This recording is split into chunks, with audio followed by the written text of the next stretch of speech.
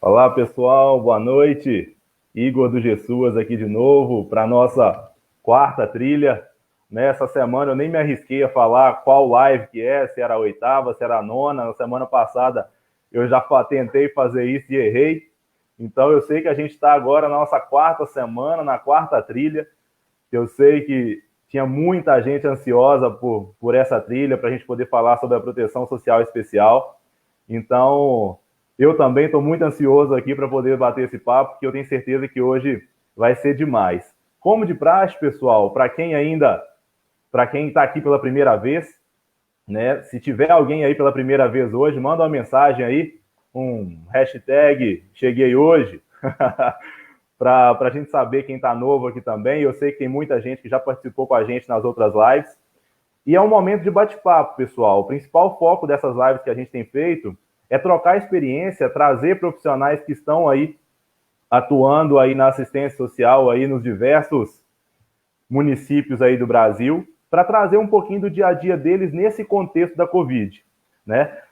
Então eu vou começar, já peço a vocês aí que já estão ao vivo para aproveitar esses minutinhos aí para compartilha com o pessoal que essa live já começou, manda no WhatsApp, manda no Facebook para a turma aí, que já já nós vamos começar o bate-papo muito especial hoje aqui.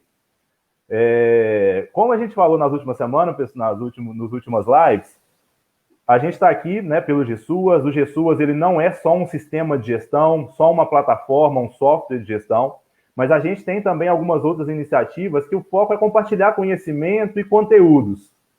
E então a gente tem um blog onde a gente disponibiliza vários conteúdos específicos para assistência social. E aí a gente tem também um evento, né? É um evento mesmo, que é um evento itinerante que a gente fala, onde a gente visita cidades, convidando profissionais para a gente ter uma troca de experiências. Como a gente não está podendo passear, como a gente não está podendo rodar, o Jesus na estrada está acontecendo em casa, né? Com essa troca de experiências também, mas mantendo esse propósito de trocar figurinhas. Uma coisa que eu tenho repetido, pessoal, com frequência, é que muitas das coisas no SUAS hoje, e eu acho que isso vale para vários contextos, a gente não precisa de inventar a roda sempre, né? Tem sempre aquela questão de um amigo, de um colega de trabalho aí no município vizinho que já está com várias outras iniciativas, que já tem algumas práticas que estão dando certo, e é legal compartilhar, principalmente nesse momento que está exigindo da gente respostas rápidas, né? Então, muitas das vezes, a gente perguntar para o colega o que ele já está fazendo que está dando certo é ainda mais legal, e esse é o propósito dessas lives que a gente tem feito. E hoje, pessoal, a gente começa essa trilha da proteção social especial com um convidado aqui super especial também, até pegando o link da live. Hoje, pessoal, a gente vai falar com o Regis Espíndola, que ele é advogado. Hoje ele está na diretoria da Proteção Social Especial em Belo Horizonte. Ele já esteve como superintendente da subsecretaria, né, do governo do estado, aqui em Minas Gerais. E ele é o nosso convidado para trazer toda essa experiência e vivência que ele teve aí.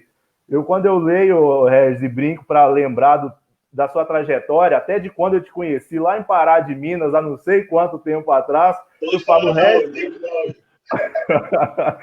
O Regis deve ter uns 70 anos para tanto lugar que ele já passou, para tanto trabalho que ele já percorreu. Então, para começar, Regis, quero te agradecer muito a sua disponibilidade aí de compartilhar com a gente aí esse tempo seu e seu conhecimento comigo, com nós aqui do Gessuas e com toda essa turma que está participando com a gente nesse dia de hoje.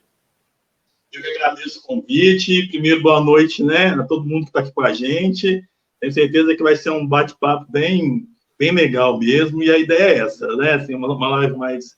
Apesar de ser um tema tão denso, né, que tem nos né, levado mesmo a várias reflexões pesadas de encaminhamento do dia a dia, mas que seja também um momento aqui de troca, uma troca suave, uma troca leve. Então, os municípios também, né, mandem as suas questões, para a gente poder conversar, né? Eu acho que sempre que a gente vem para esses espaços, a gente leva muito mais na bagagem do que a gente traz.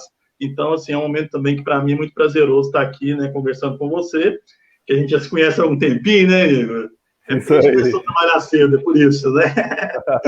Mas é isso, né? Como o Igor me apresentou, eu sou o Regis. Atualmente eu respondo pela Diretoria de Proteção Social Especial de Belo Horizonte, da Prefeitura Municipal de Belo Horizonte.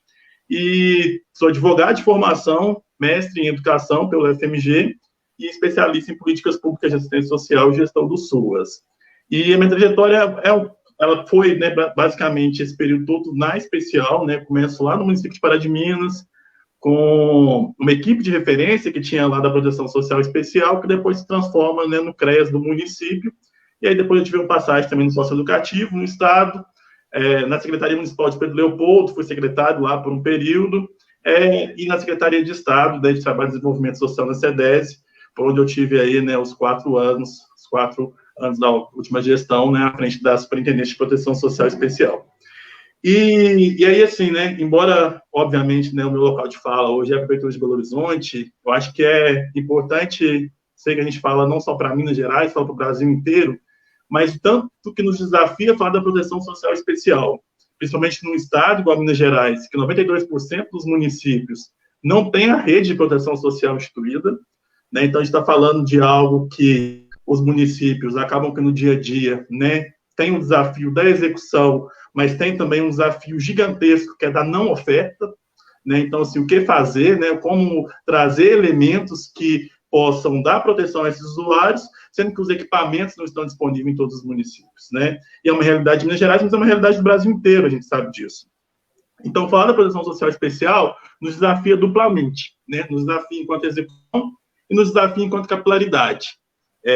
Acho que com relação aos CRAS, né, com relação à produção básica, de uma forma geral, a gente tem um avanço muito significativo, obviamente, da capilaridade, mas na proteção social especial isso, infelizmente, ainda não é uma realidade. Né? Se os municípios que contam com CREAS, os municípios que contam com Centro POP, os municípios que contam com unidade de acolhimento, ainda é um número muito, muito pequeno. Né? Eu acho que tem um dado, né, que é do Centro POP de Minas Gerais, e que se repete no Brasil inteiro, que em Minas Gerais nós temos 853 municípios e apenas 23 deles têm Centro POP. Então, a gente está falando aí de algo, assim, muito pequeno, né? Para uma realidade, para uma população que, no contexto da Covid, por exemplo, fica ainda numa situação de maior vulnerabilidade. Então, pensar estratégias também, né, nesse momento, é um grande desafio. E aí, vindo para a minha realidade de hoje, né, Belo Horizonte, essa metrópole com 2 milhões, mais de 2 milhões e meio de habitantes, com 9 CREAS, 104 unidades de acolhimento entre os diversos públicos, e os parceiros do município, né, fora aquelas que não têm parceria, serviço de família acolhedora, serviço de calamidade e emergência pública, serviço, núcleo de medidas protetivas junto ao sistema de justiça, ou seja, diversas ofertas, né, uma rede muito completa, e com muitos desafios, né, obviamente. Uma população de rua, a gente sabe que é uma população de rua, né, que existe no município e que, por todo o cenário econômico e social, assim como nas demais metrópoles, nos demais municípios, né, apresentam as suas características próprias de vulnerabilidade e onde a gente tem que estar dando, né, as respostas protetivas, sempre, e em especial nesse momento de pandemia. Acho que o que mais nos desafia nesse momento, Igor, é ter também a clareza que tudo aquilo que a gente já inventou, né, toda essa roda que você fala aqui, e que ela né, ela existe, a gente trazer isso, né, que é algo que a gente já tem uma bagagem para um momento novo. Né? Então, a pandemia ela nos desafia nesse sentido. Né? Assim, as situações são muito dinâmicas. Né? Acho que o uso da máscara, né, é algo que nos mostra muito isso. Até um determinado dia, não é necessário usar, não tem uma eficiência. No outro dia, já recomenda-se o uso. Numa terceira semana, ela já é obrigatória. Então, assim, né, essa informação, essa dinamicidade da informação, que a gente tem que trabalhar com ela o tempo todo. Né? Então, assim, as informações, elas vão se atualizando muito. E isso é um novo desafio também, né? Porque a gente fica, por vezes, até perdido nesse universo de informações e da falta da informação, o que parece até um contrassenso, né? A gente está reclamando que não tem informação, mas também não chega muita informação e a gente não sabe da confiabilidade dessas informações. Então, assim, por isso que a gente tem que se amparar na ciência, né? E na construção de pessoas que, de fato, trazem uma preocupação com o bem-estar, com a proteção desses usuários e, sobretudo, daqueles que estão numa situação maior de vulnerabilidade. Eu acho que esse é um ponto muito, muito rico mesmo que a gente tem que, né, estar retornando. E ainda nessa fase, né, meio introdutória da nossa conversa, eu acho também que é fundamental a gente resgatar a questão que nós estamos vivenciando, uma situação de calamidade de emergência, né? Que é uma calamidade de emergência em saúde pública, mas que, obviamente, ela é uma situação de calamidade de emergência que tem impactos diretos, reais, né, e efetivos no sistema único de assistência social. Não é à toa que a Tipificação Nacional de Serviços Assistenciais ela traz um serviço para falar sobre as situações de emergência e calamidade. E que, por muito tempo, né, eu acho que até antes dessa pandemia, a gente vinculava muito esse serviço a uma questão da chuva, da enchente, do desmoronamento, e aí as situações do dia a dia vão nos mostrando que não, né, que esse serviço ele é maior. Esse serviço é para a questão das barragens, esse serviço também ele tem que estar ativo para as questões de uma pandemia, né? Então ele tem um universo aí de situações que podem ser caracterizadas como emergência ou calamidade, que elas vão ser novas e vão nos desafiar, né, a todo momento. Então, acho que esse é um ponto importante também da gente, né, pensar na nossa fala, né, como que a gente vai se planejar para uma situação que, per si, ela traz aí uma alta complexidade, né, assim, ela nos traz aí desafios que são da ordem de várias dimensões mesmo do nosso trabalho, né, então, são muitos desafios, mas acho que a gente também tem que se unir, a gente também tem que, né, nesse momento, compartilhar mesmo os nossos saberes, os diversos saberes, para a gente construir aí estratégias cada vez mais protetivas mesmo aos usuários. Legal, acho que foi bacana você começar a fazer essa parte introdutória aí, e até para o pessoal contextualizar também qual que vai ser o arcabouço que nós vamos trabalhar aqui hoje nessa live. Né, eu tenho brincado com o pessoal que eu tenho pedido aos convidados aí 30, 40 minutos no começo, agora eu já estou pedindo 1 hora. Quero ver quem vai ficar com a gente até nesse final aí, porque a intenção é a gente poder compartilhar e sugar principalmente do Regis aí todo esse conhecimento que ele está trazendo para a gente, pessoal. Regis, uma coisa que eu faço aqui é cumprimentar essa turma que está com a gente aqui. Já temos aqui, já passamos a centena de pessoas assistindo a gente nessa live aqui. E até para você ver também o alcance que a gente está tendo e o quanto que o pessoal está vendo como importante, de fato, o que você falou de compartilhar, sabe? De buscar mais conhecimento nesse contexto onde tudo é novo para todo mundo, né? Então, de fato, como você disse, está se exigindo tomadas de decisões. Acho que, assim, nunca se exigiu tanto dos gestores e dos profissionais como hoje. Aqui em Minas, a gente está numa situação também que a gente já vivenciou outras situações de calamidade, né? A gente conversou com o pessoal de Timóteo recentemente com a... Olha, nossa senhora. A Rosana, se você estiver me vendo, me desculpa, minha conterrânea. Olha, é tanta gente que agora até fugiu. Mas ela falou, olha aí, é a segunda situação de calamidade que a gente vive dentro do mesmo ano, né? Então, isso está exigindo o pensamento mais rápido de vocês, de se planejarem, e nós vamos abordar isso aqui daqui a pouquinho também, nessa nossa fala. Então, eu quero já aproveitar aqui e mandar um abraço para a Camila, para a Amanda, para a Nilde. Não sei se a Nilde está vendo o simpósio lá ou se está aqui com a gente. Ela falou que tinha um simpósio hoje aí. A Marilda, a Milane, a Amanda de novo, Elisete, Rosilda. Pessoal, lembra de mandar o município de vocês aí para a gente saber se a gente está muito espalhado aí pelo Brasil, por favor. Estou vendo aqui a Célia, Ivanice com a gente aqui de novo, a Maria de Gurupi, em Tocantins. Ivanice falando que já estava ansiosa. Está aqui Leonardo de Pompéu, nosso parceiro lá também. Grande abraço, Leonardo. Núbia, falando que é a primeira vez que ela está aqui para assistir essa trilha da Proteção Social Especial. Alessandra Figueiredo, falando que chegou hoje também. A Luísa chegou hoje. Gurupi vai estar em peso. A Maria falou que vai bombar Gurupi aqui hoje. Mônica, lá de Florianópolis. Etienne também falando que chegou hoje. Um abraço. Ana Silva de São Paulo, Zeneide também está aqui hoje. Gurupi falando, eu estava esperando esse momento. Cláudia chegou hoje também. Um abraço, Michele de Caçapava, em São Paulo. A Ana Carolina, que bom te ver aqui. Ana Carolina, que chegou hoje também. Milane, é a primeira vez que ela está aqui também, de Oeiras do Pará. Núbia também chegou hoje. Claudiana chegou hoje. Aloísio também, de Nossa Senhora do Socorro, no Sergipe.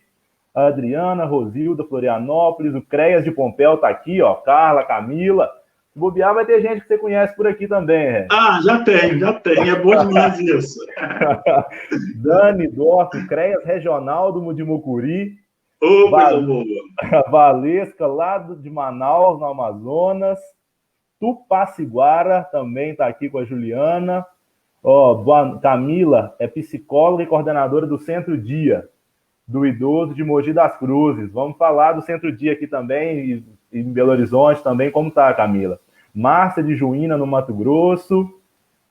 Lúcia Zimmermann, do CREAS de Lorena, em São Paulo. Tem uma turma grande no Vale do Paraíba aí que acompanha a gente também, Lúcia, aí de Guaratinguetá, de Caçapava, de São José também. A Mônica aqui de Florianópolis, Palmeiras do Tocantins. Natália Ferri, colega da assistência social de prefeitura aqui de Belo Horizonte. O Rubem aqui, que é do CREAS de Ponta Porã, lá na divisa com o Paraguai. Bom demais. Vou deixar um pouquinho aqui para eu mandar mais alguns abraços. Tem a Tatiane aqui da SEDESE, da alta complexidade também. Um abraço, Tatiane. Que bom ver você aqui. Manda um abraço especial também para a Janaína aí na Subsecretaria de Assistência Social.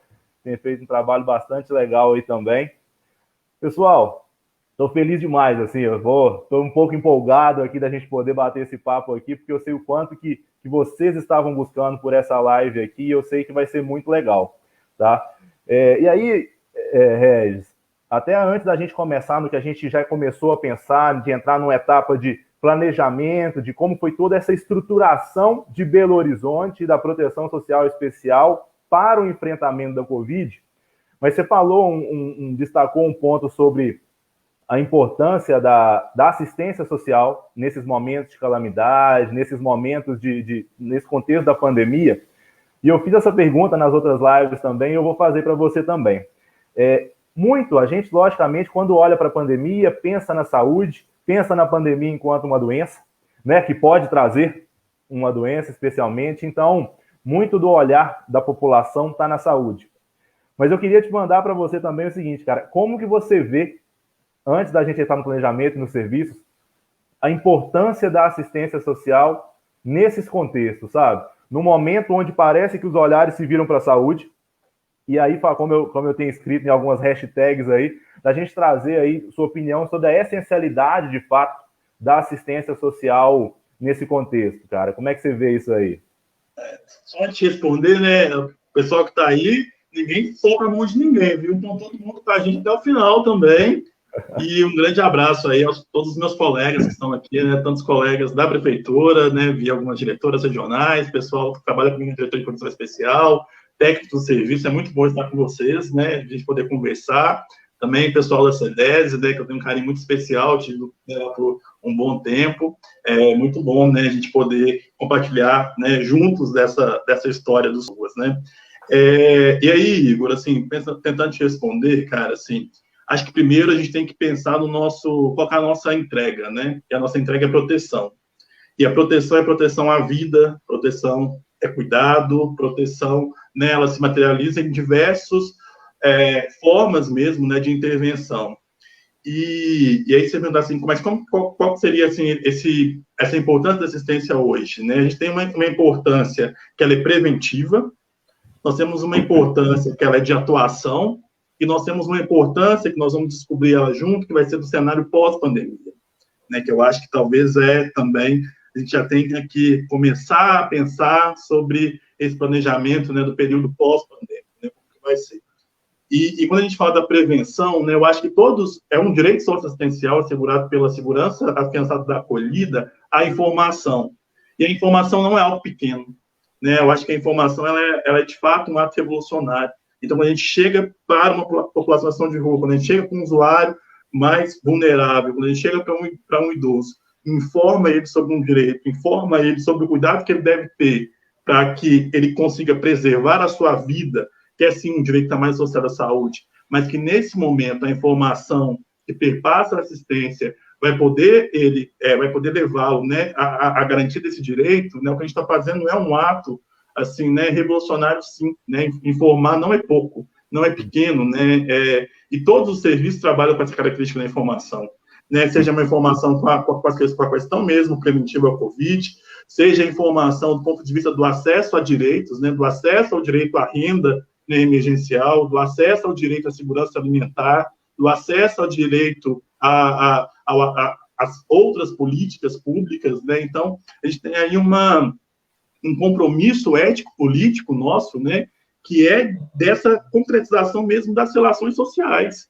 E isso é muito importante para a gente, né? Então, nesse contexto de algo assim do preventivo, nós estamos aí, nós somos linha de frente, e uma linha de frente que protege, de fato, né? Então, é fundamental. A gente tem, e aí, né, avançando, para além dessa questão da prevenção, nós temos uma intervenção que ela é do momento, né? Que é da atuação, que é da intervenção em si, né? E aí vamos pensar em toda a galera que está na alta complexidade, que se eu já admirava antes, hoje eu admiro ainda mais, né? As unidades de acolhimento institucional, que estão aí se desdobrando, que estão aí, né, promovendo os cuidados necessários para pessoas, inclusive pessoas de alto risco, como se a gente pensar nas unidades de acolhimento para idosos, né?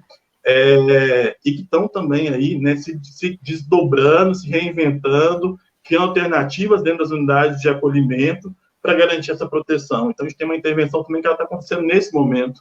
E aí, né, nesse momento, nós ainda temos aí toda a galera que está também nessa linha de frente, que mexe um pouco a informação com a atuação para acesso ao auxílio emergencial, para acesso a outros benefícios, né, que o SUAS prevê, e que, né, sem todos esses profissionais a gente não teria nenhum sistema protetivo. E aí, pensando também nesse pós-pandemia, né, se hoje a gente tem uma crise, se hoje a gente tem uma situação de calamidade, que ela é caracterizada por um fenômeno, né, de saúde, se nós não tivermos políticas estruturadas, nós vamos ter um cenário pós que vai ser caracterizado por uma situação de calamidade de emergência eminentemente social, né, de vulnerabilidade, risco mesmo pessoal e social, né, e isso é algo que nos desafia o tempo todo, né. A gente tem um governo federal que a gente não pode confiar, a gente tem um governo federal que está pouco preocupado mesmo, né, com as questões de proteção à vida. Então, assim, essa pauta, a gente tem que levantar ela o tempo inteiro, né, assim, as políticas estruturantes, por mais que os municípios, né, estejam se organizando, estejam tentando aí, se não tiver, né, sobretudo a questão mesmo da diretriz, do cofinanciamento, que é fundamental, né, não se faz política pública sem dinheiro. Então, a gente tem que pensar também, né, em todos esses pilares que vão ser fundamentais para esse momento pós-pandemia, que, com certeza, né, vai nos demandar, né, essencialmente muito, né, vai ser algo aí capital mesmo, né, para os trabalhadores do SUAS. Acho que tem um outro ponto também que é importante, Igor, é que, ao mesmo tempo que esse momento nos desafia imensamente, é um momento também que a gente vê o SUAS sendo reconhecido nacionalmente. Então, isso também é muito importante. Ligar o Jornal Nacional e ver lá que o CRAS do Rio de Janeiro, que o CRAS do Pará está aberto ou está fechado, que a fila para o cadastro é isso, é aquilo, que a unidade de acolhimento está tomando essa ou aquela medida, isso é algo extremamente também importante, né? Nós colocarmos numa pauta, numa agenda nacional, né, a importância do cadastro único, a importância da rede de proteção, seja essa rede de proteção da básica ou da especial. Então, também a gente usar esse momento para cada vez mais, né, pautar a assistência enquanto uma agenda de política pública de proteção do país, né, o SUAS enquanto um sistema único de assistência social que, de fato, garanta a proteção ao vínculo, que, de fato, garanta a proteção à renda, garanta a proteção da acolhida, garanta a proteção da vivência, do convívio familiar e comunitário. Então, essa também é uma oportunidade nesse sentido, né, da gente, pessoas que talvez não defendiam ou sequer conheciam esse sistema, né, passam a conhecer e passam a valorizar a sua importância. Legal. Não, e acho que foi legal você destacar isso. Algo que eu tenho falado sempre aqui é a importância da gente, nesses momentos, levantar de fato a bandeira do SUAS e mostrar a importância deles em todos os contextos, né? Não só, como você disse, em redes, mas mesmo nos nossos municípios mesmo, para dar conhecimento à população sobre o que é a assistência social dentro do município, né? Porque uma coisa que a gente está vivenciando agora, né, Regis, é que muitos que não precisavam ou não era caracterizado como um público da assistência, hoje está precisando dela, da assistência social, dos programas sociais, da política pública de assistência social como um todo, né? Então, as pessoas em situação de vulnerabilidade, digamos assim, aumentou o escopo, né? A gente está tendo um volume muito maior de pessoas procurando serviços, buscando acesso aos programas, aos benefícios, coisa que tem exigido aí dos municípios um novo planejamento. né? Então, acho que isso aí já dá até um gancho também, Edis, para você compartilhar com a gente um pouco sobre como foi essa estruturação de vocês aí, principalmente em Belo Horizonte, para fazer o enfrentamento aí da Covid-19. Sim, eu acho que Belo Horizonte, né, é uma cidade que, com todos os desafios, é uma cidade também privilegiada, porque a gente tem uma gestão comprometida com SUAS, né, uma gestão que é uma grande referência nacional, tanto o secretário José, tanto a secretária Maíra, os outros diretores que estão comigo também, né, nas frentes de trabalho da assistência. Então, também eu sei que a gente fala de um lugar privilegiado do ponto de vista, né, de concepção do SUAS, do ponto de vista mesmo de planejamento e de entendimento dessa política enquanto uma política protetiva. Mas os desafios, eles não foram diferentes dos outros municípios. A gente errou, a gente acertou, a gente errou de novo, a gente acertou de novo, né, e a gente foi construindo. Né? É uma construção que, por muitas vezes, é uma construção que se dá na madrugada, né, porque tem uma janela de oportunidades no dia seguinte para a gente apresentar um projeto, para a gente apresentar uma proposta. Então, assim, né, a equipe também se colocou muito nesse lugar mesmo, né, de trabalhar na construção de um projeto, né, coletivo e de um projeto protetivo. Eu acho que alguns pontos que nos notearam, e o material também, que também já fica o convite, né, no site da Prefeitura de Belo Horizonte, o www.pbh.gov.br, tem lá um link do Covid, e aí nele tem diversos materiais que foram produzidos, né, inclusive pela Secretaria de Assistência Social. Então, orientações técnicas a respeito, e muito que eu vou falar aqui hoje também, né, estão nessas orientações de uma forma mais estruturada, de uma forma mais conceitual, e que pode ficar aqui também, né, como uma sugestão e um material de apoio aos demais municípios. Eu acho que é fundamental, Igor, e aí a gente estava até conversando um pouco disso, né, antes da live, assim, a gente ter também assim, um certo roteirinho mesmo do planejamento nessas fases, né, de pandemia, nessas fases mesmo onde a gente tem que planejar um serviço ou planejar uma oferta de uma forma mais eficaz. E eu sempre, assim, né, eu acho que a gente tem uma estratégiazinha que é interessante, que eu socializo com os outros municípios, a gente pensar também, assim, quais as dimensões do serviço que eu tenho que construir ações e metas para ter resultados. E, como você mesmo diz, né, a roda já está inventada. O ID, né, que é um indicador de desenvolvimento dos serviços, ele já está aí. Né? Então, a gente tem IDCRAS, IDCRES, ID acolhimento, e o ID nos traz 3 dimensões que eu acho que elas são válidas para qualquer ação que a gente for, né, desenvolver, que é uma dimensão de recursos humanos, uma dimensão da estrutura física e uma dimensão da gestão e atividades. Então, se a gente pensar no contexto de pandemia, a atuação que o CRES vai ter, a atuação que o Centro-Dia vai ter, a atuação que o Centro Pop vai ter, a atuação que as unidades de acolhimento, seja ela abrigo, casa-lar, casa de passagem, república, residência inclusiva, né, o serviço de família acolhedora, vai ter, nesse momento, a gente pode lançar mesmo, né, o olhar sobre essas 3 dimensões. Recursos humanos, estrutura física e gestão de atividades. E aí, minha proposta é que a gente conversar um pouquinho assim, das ações, né, voltadas à Covid, e que a gente foi implementando aqui também no município, e outros que a gente ainda está numa fase de planejamento, né, como eu disse, é tudo muito dinâmico, e que podem também auxiliar, né, os demais colegas que estão assistindo aqui. Se a gente pensar, por exemplo, em recursos humanos, eu acho que tem um primeiro ponto que é fundamental para todos os serviços e equipamentos, que é ter esse mapeamento de quais recursos humanos vão poder estar numa linha de frente de intervenção e quais recursos humanos que, por serem de grupo de risco, por estarem numa situação aí, onde também requerem um cuidado mais específico, vão estar, né, também atuando, mas de uma forma mais remota, de uma forma mais, né, não ali no contato direto com o usuário, no contato direto com as situações de risco. Então, esse mapeamento mesmo, assim, de quem são esses nossos profissionais e qual que é a situação de cada profissional, ele é fundamental, né, para a gente lançar, inclusive, assim, qual que vai ser a nossa força de trabalho para cada serviço. E se vai ser necessário ou não ter redimensionamento entre os serviços, entre os equipamentos, qual que vai ser a minha maior ou minha menor demanda, né? Como que a gente vai se organizar nesse momento. É claro que a gente não deixa de fazer, né, as situações emergenciais, aquilo que a gente já fazia antes, mas o olhar dos serviços, nesse momento, ele é para o enfrentamento da pandemia. Então, isso, assim, tem que ser uma diretriz, né? Assim, por mais que a gente saiba das diversas situações, vulnerabilidades e intervenções que a gente tem aqui, que está, né, no dia a dia, né? O nosso foco, a nossa meta principal nesse momento é minimizar os agravos com relação à pandemia. E aí, quando eu estou falando de minimizar os agravos, é minimizar os agravos de uma forma preventiva, em parceria com a saúde, mas minimizar os agravos sociais que isso vai trazer. Os agravos da convivência, ficar isolado com a família, não é só maravilha, não, é difícil mesmo, vai gerar conflito, né? A gente vai ter que ter uma intervenção, e principalmente no isolamento daqueles públicos que são mais vulneráveis.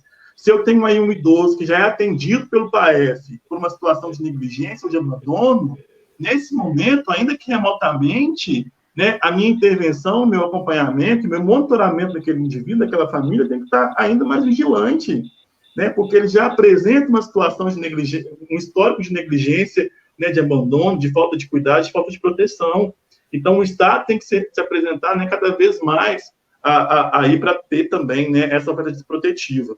Então, dentro dessa dimensão de recursos humanos, é fundamental que a gente tenha também, né, essa própria questão mesmo, assim, de quem são esses profissionais, qual que é o grupo de profissionais que a gente vai contar em cada serviço, se vai ser possível fazer escalas de dimensionamento entre esses trabalhadores, né, e aí as alternativas, elas vão ser criativas o tempo inteiro, né, assim, eu acho que a assistência nos exige ser criativo e inventivo o tempo todo, né, e esse momento não é diferente. Então, a criatividade, a inventividade, né, ela vai estar presente, né, também nesse momento, assim. Um outro ponto que é fundamental, que é a própria situação do EPI, né, assim, esse profissional que vai estar ali na linha de frente, ele tem que ter, obviamente, né, garantido as questões, né, de proteção a ele. E o que não é algo fácil, e quando eu falo assim que não é algo fácil, a gente pensar, por exemplo, no início dessa pandemia, né, a dificuldade que a gente teve, né, lá no início do mês de março, início e meados do mês de março, na aquisição de máscara, na aquisição de álcool em gel.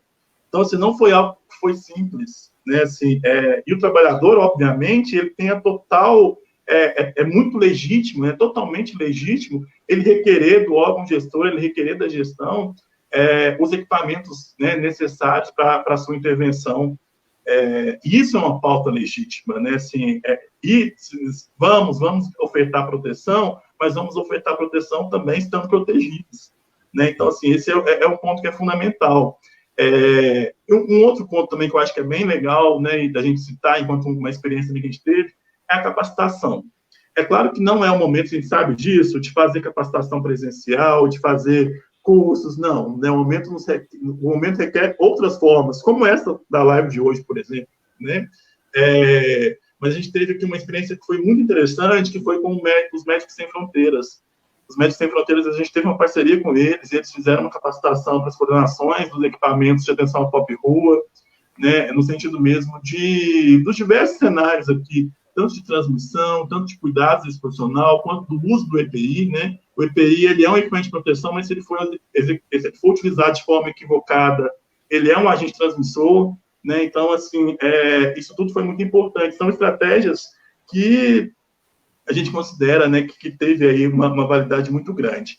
E, obviamente, também, né, assim, a gente teve essa parceria com os Médicos Sem Fronteiras, mas também a Secretaria Municipal de Saúde, né, e em Belo Horizonte eu posso falar que a Secretaria Municipal de Saúde tem sido muito parceira, né, assim, para essas ações que são da assistência, mesmo estando no momento, né, que o nosso cenário enquanto assistência já é difícil, né, o cenário da saúde também, né, obviamente, eles estão com um volume de trabalho muito grande, mas ainda assim a gente conseguiu, né, executar aí parcerias muito interessantes.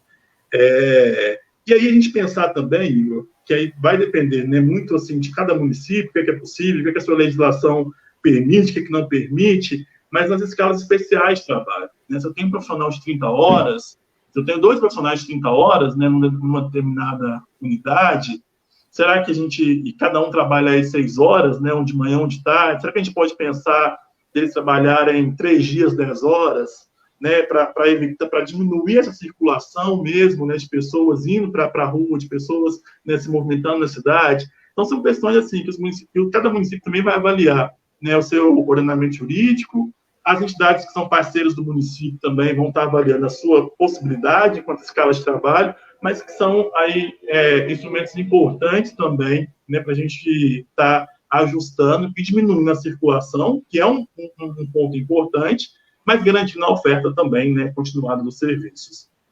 Ainda com relação a questão mesmo dos recursos humanos, a gente sabe que existe uma parte desse trabalho do técnico, né, que ela é executada diretamente com o usuário, e essa parte, por vezes, ela, em algumas situações ela vai poder ser remota, em outros serviços não necessariamente ela vai conseguir ser remota, mas para todos os serviços a gente tem também uma parte que ela é burocrática do serviço, né? E aí, assim, essa parte que é mais burocrática, o lançamento dos dados no sistema de informação, o lançamento dos dados da vigilância de uma forma geral, que é fundamental, porque a gente precisa de informação, inclusive, para mapear e para nos subsidiar no planejamento e na tomada de decisão, né? Mas são instrumentos e são questões mesmo do trabalho que, ainda que fundamentais e essenciais, inclusive nesse momento, a gente pode pensar, por exemplo, olha, esse é um ponto que é possível para o teletrabalho, esse é um ponto que é possível o técnico cumprir essa jornada de trabalho para executar essa ou aquela tarefa, né, estando em casa, não estando no contato direto aí com os demais usuários, dividir um pouco as ações. Então, esse dimensionamento de recursos humanos, ele vem muito nessa linha, né? E foi isso que a gente tentou fazer, né, com alguns serviços em Belo Horizonte. Acho que tem uma questão em Belo Horizonte que a gente tem que avaliar, por exemplo, assim, o CREAS. E aí muitos devem estar se perguntando assim, mas Belo Horizonte o CREAS está fechado ou está aberto? Em Belo Horizonte o CREAS está em funcionamento especial. Nós temos serviços que estão funcionando normalmente, como, por exemplo, serviço especializado de abordagem, como, por exemplo, o serviço no domicílio para pessoas idosas e com deficiência, aqueles casos que são casos de maior, né, vulnerabilidade, né? E a gente tem outras ações do PAEF e do Serviço de Mídias Socioeducativas que estão acontecendo de forma remota. Então, o nosso cuidado foi para evitar a aglomeração nos espaços, considerando ainda que Belo Horizonte tem uma característica específica, que o equipamento, o CREAS, ele funciona dentro de uma regional, né? Então, ele funciona junto com outros serviços e outras, né, unidades. Em algumas regionais, que são 9, né, unidades específicas de assistência social, né, diretorias regionais de assistência social, mas em algumas regionais, inclusive, com serviços de outras políticas, né, nos grandes, né, em espaços públicos mais ampliados mesmo. Então, a gente manter o funcionamento de uma forma sem um cuidado, sem, obviamente, né, ações específicas, a gente estaria, consequentemente, gerando aglomeração nesses espaços, até considerando que eles não são espaços que atendem exclusivamente ao público do CREAS, né? Então, são todos esses cuidados que a gente tem que ter mesmo nessa dimensão, inclusive para estar avaliando, olha, o equipamento, ele vai ficar aberto, ele vai ficar fechado? Eu acho que a pergunta central, sabe, ela não é se o equipamento... Essa pergunta ela é importante também, obviamente, se o equipamento está aberto ou está fechado, mas a pergunta central mesmo é quanto ao funcionamento dos serviços. Esses serviços, eles estão funcionando, eles estão sendo, né, efetivos, a gente tem que repensar sobre eles ou não, né? Então, assim, como que essa oferta vai se dar? E aí, é claro que a gente precisa ter algumas estratégias e reavaliar essas estratégias a cada momento. Eu acho que a gente tem um momento aí da pandemia, onde nos requer, né, um isolamento maior mesmo, e a gente vai ter outras formas que, a partir das orientações da Secretaria Municipal de Saúde, no caso de Belo Horizonte, da Secretaria Municipal de Saúde, vai poder nos localizar, né? Olha, não, é um momento que a densidade de transmissão no município, né, ela já está um pouco mais baixa, ela já é possível a gente repensar a retomada da oferta direta de alguns serviços ao público de forma presencial. Então, esse é um ponto que é importante, né? E aí, pensando nesses planejamentos, a gente falou de recursos humanos, vamos agora para a questão da estrutura física, né? E a estrutura física, eu acho que tem alguns elementos que são centrais. Se a gente pensar em estrutura física numa unidade de acolhimento, camas que são coladas uma na outra, né? É o momento da gente tentar aí reduzir nessa proximidade mesmo, né? Diminuindo, aumentando a distância. Então, toda essa parte mesmo que envolve a estrutura física. E aí a gente pode pensar algumas questões, assim, a organização do espaço. Essa organização do espaço, ela vai, inclusive, né, desde algo simples, como, por exemplo, assim, o dimensionamento da mesa numa sala dos técnicos, né? Se as mesas estão muito próximas, ou se as mesas podem estar mais afastadas, como questões que envolvem a organização daquele espaço de uma forma mais geral, né? Assim, o uso do refeitório, o uso do banheiro que é coletivo, né? Como que a gente vai criar algumas regras mesmo de convivência para evitar aglomerações nesses espaços. Né? Se a gente for direto, se a gente pensar, por exemplo, dentro da estrutura física, nas unidades de acolhimento institucional, a cozinha, né, ou nas instituições que ainda são instituições maiores, sobretudo as ELPIs, que a gente sabe que tem uma capacidade aí em muitos locais para 50, até 100 pessoas, né, se a gente pensar nessa estrutura física, por exemplo, numa hora do almoço, do café ou do jantar, 100 pessoas no mesmo espaço, nesse momento não é possível. Então, nós temos que criar o quê? Aí algumas regrinhas programadas para esse uso consciente, para esse uso de uma maneira escalonada. Então, vai ser grupos menores, grupos de 5, grupos de 10 pessoas, grupos de 12, depende do espaço que tem disponível. Mas de maneira que eu tenha o quê? A utilização desse espaço por um número menor de pessoas. Então, acho que isso é fundamental. E ainda, dentro dessa questão da estrutura física, eu acho que é fundamental também a gente cuidar desse espaço. Quando a gente pensa em cuidar desse espaço, é cuidar com a informação, inclusive. Colocar cartaz, é colocar lembretes, é colocar, entre aspas, enfeitar esse espaço de maneira protetiva, para que o usuário chegue ali, e já tenha também acesso visual a essas informações. Não só o usuário, o técnico também, para que ele olhe para frente e ele vê lá uma plaquinha assim, lave a sua mão. E ele levante da mesa, vai lá e lava a sua mão, porque ele lembrou e ele estava há um tempinho sem lavar. Então, isso tudo faz parte de um cuidado que a gente tem que ter com a estrutura física e que a gente tem que se organizar para isso. Aqui, se a gente pensar, por exemplo, no Centro Pop, em Belo Horizonte, a gente organizou a entrada dos usuários por grupos de até 50 pessoas. O Centro Pop de Belo Horizonte, eles atendem hoje, em média, aí 300, 350 pessoas dia. Então, a gente não pode, nesse momento, ter 350 pessoas dentro de um mesmo espaço. Então, é fundamental que a gente tenha mesmo esse escalonamento, para que tenha-se esse momento mesmo programado. E são estratégias que a gente tem que avaliar a cada momento. Como eu disse, a pandemia ela é muito dinâmica. Então, pensar também, talvez a orientação que foi dada em março, para abril, ela já não foi suficiente. E para maio também ela terá que ser reavaliada. Então, isso também a gente não tem que ter receio, e pudor mesmo de o tempo todo estar atualizando as orientações, as informações e trazendo, para a realidade, para a concretude mesmo no dia a dia, as orientações técnicas. E um terceiro ponto, dentro desse planejamento mesmo tridimensional que a gente está pensando aqui, que é o ponto da gestão de atividade.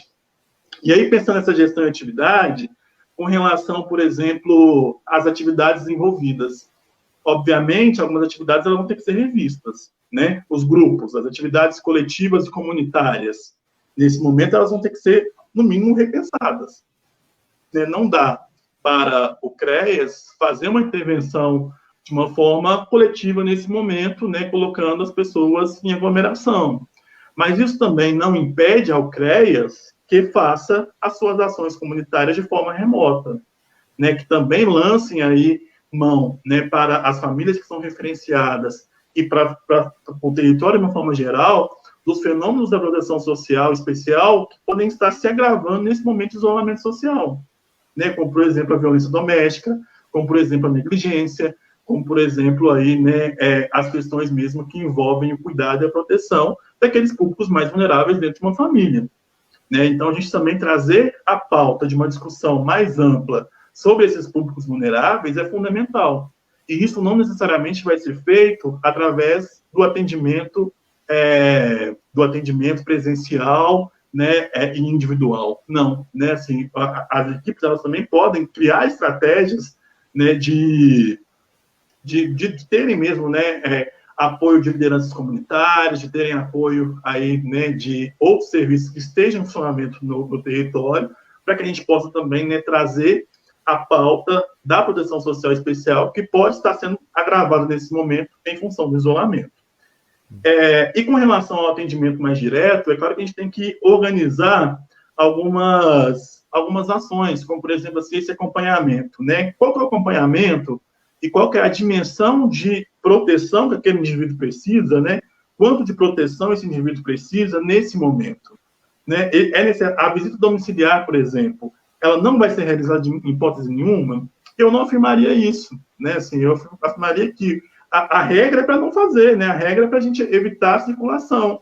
Mas se tem um caso específico, uma família, um indivíduo que requer proteção e que aquela proteção, a análise técnica indica para que seja realizada uma visita, assim, essa visita ela vai ter que ter todo o cuidado específico nesse momento, mas a gente não pode colocar ela como algo que não pode acontecer em hipótese nenhuma. Não, se ela for a única forma de proteção possível nesse momento, nós vamos criar estratégias de proteção para que ela aconteça.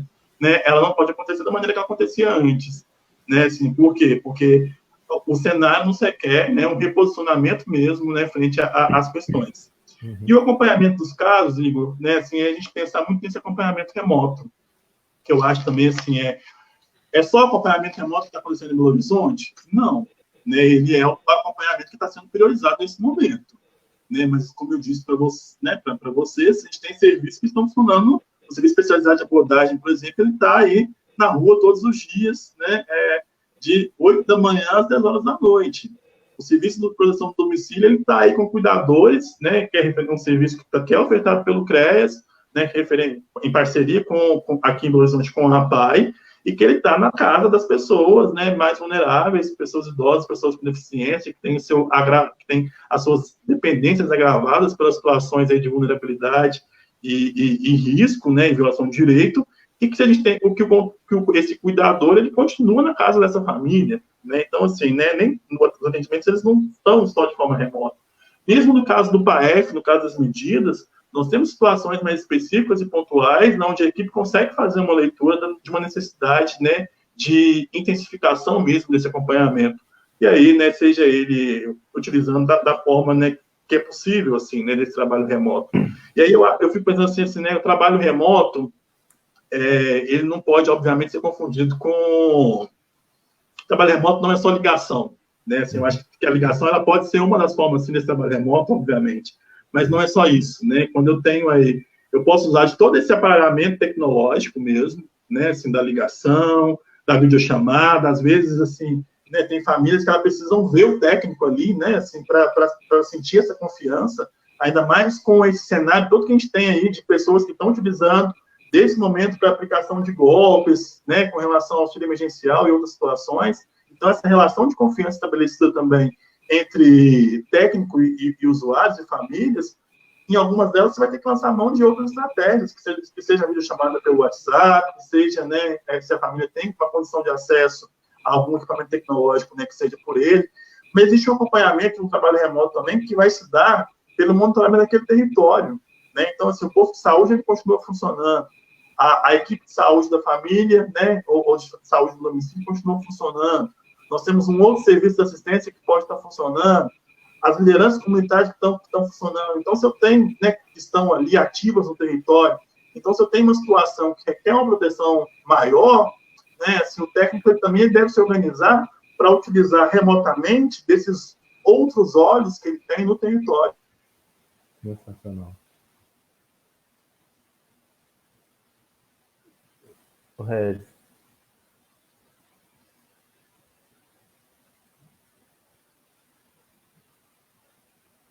Eu não estou te ouvindo, não.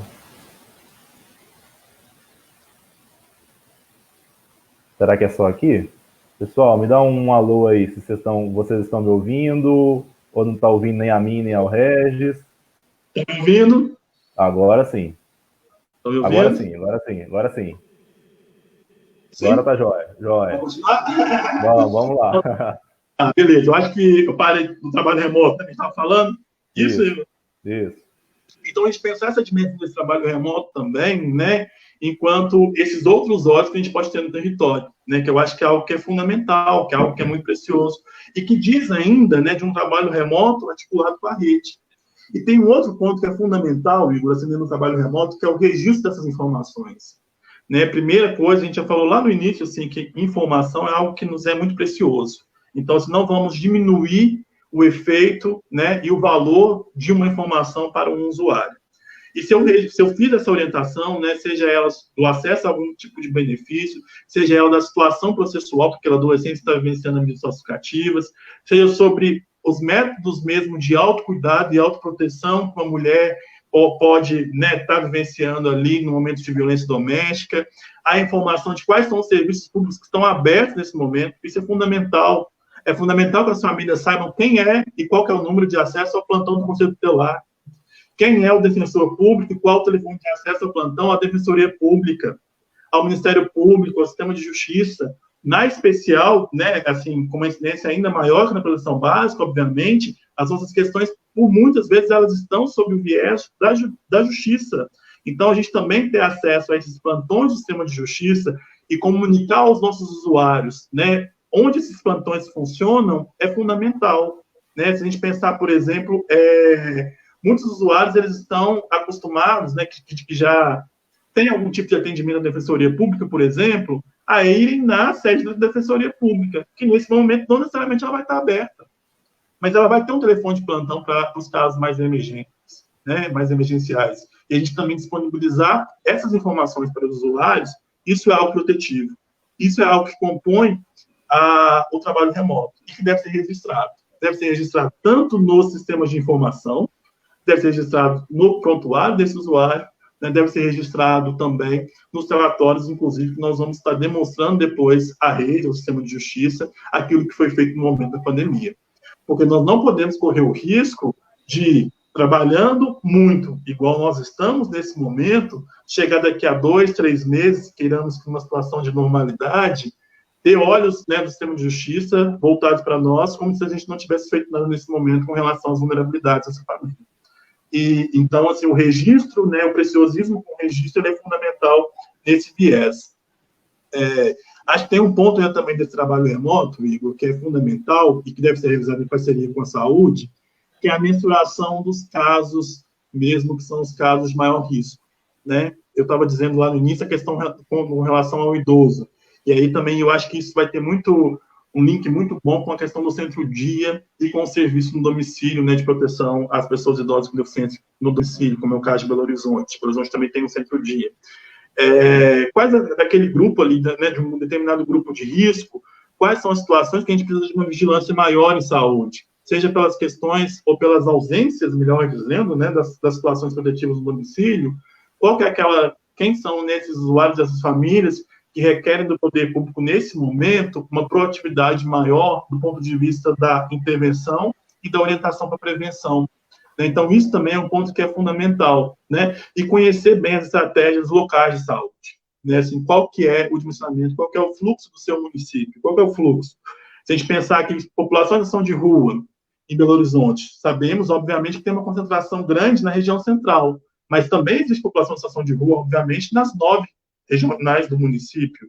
E com a saúde, a gente, né, alinhou um fluxo que, inclusive, está disponível lá no site da prefeitura, né, que os outros municípios também podem, a partir dele, pensarem em estratégias locais, que o posto de saúde.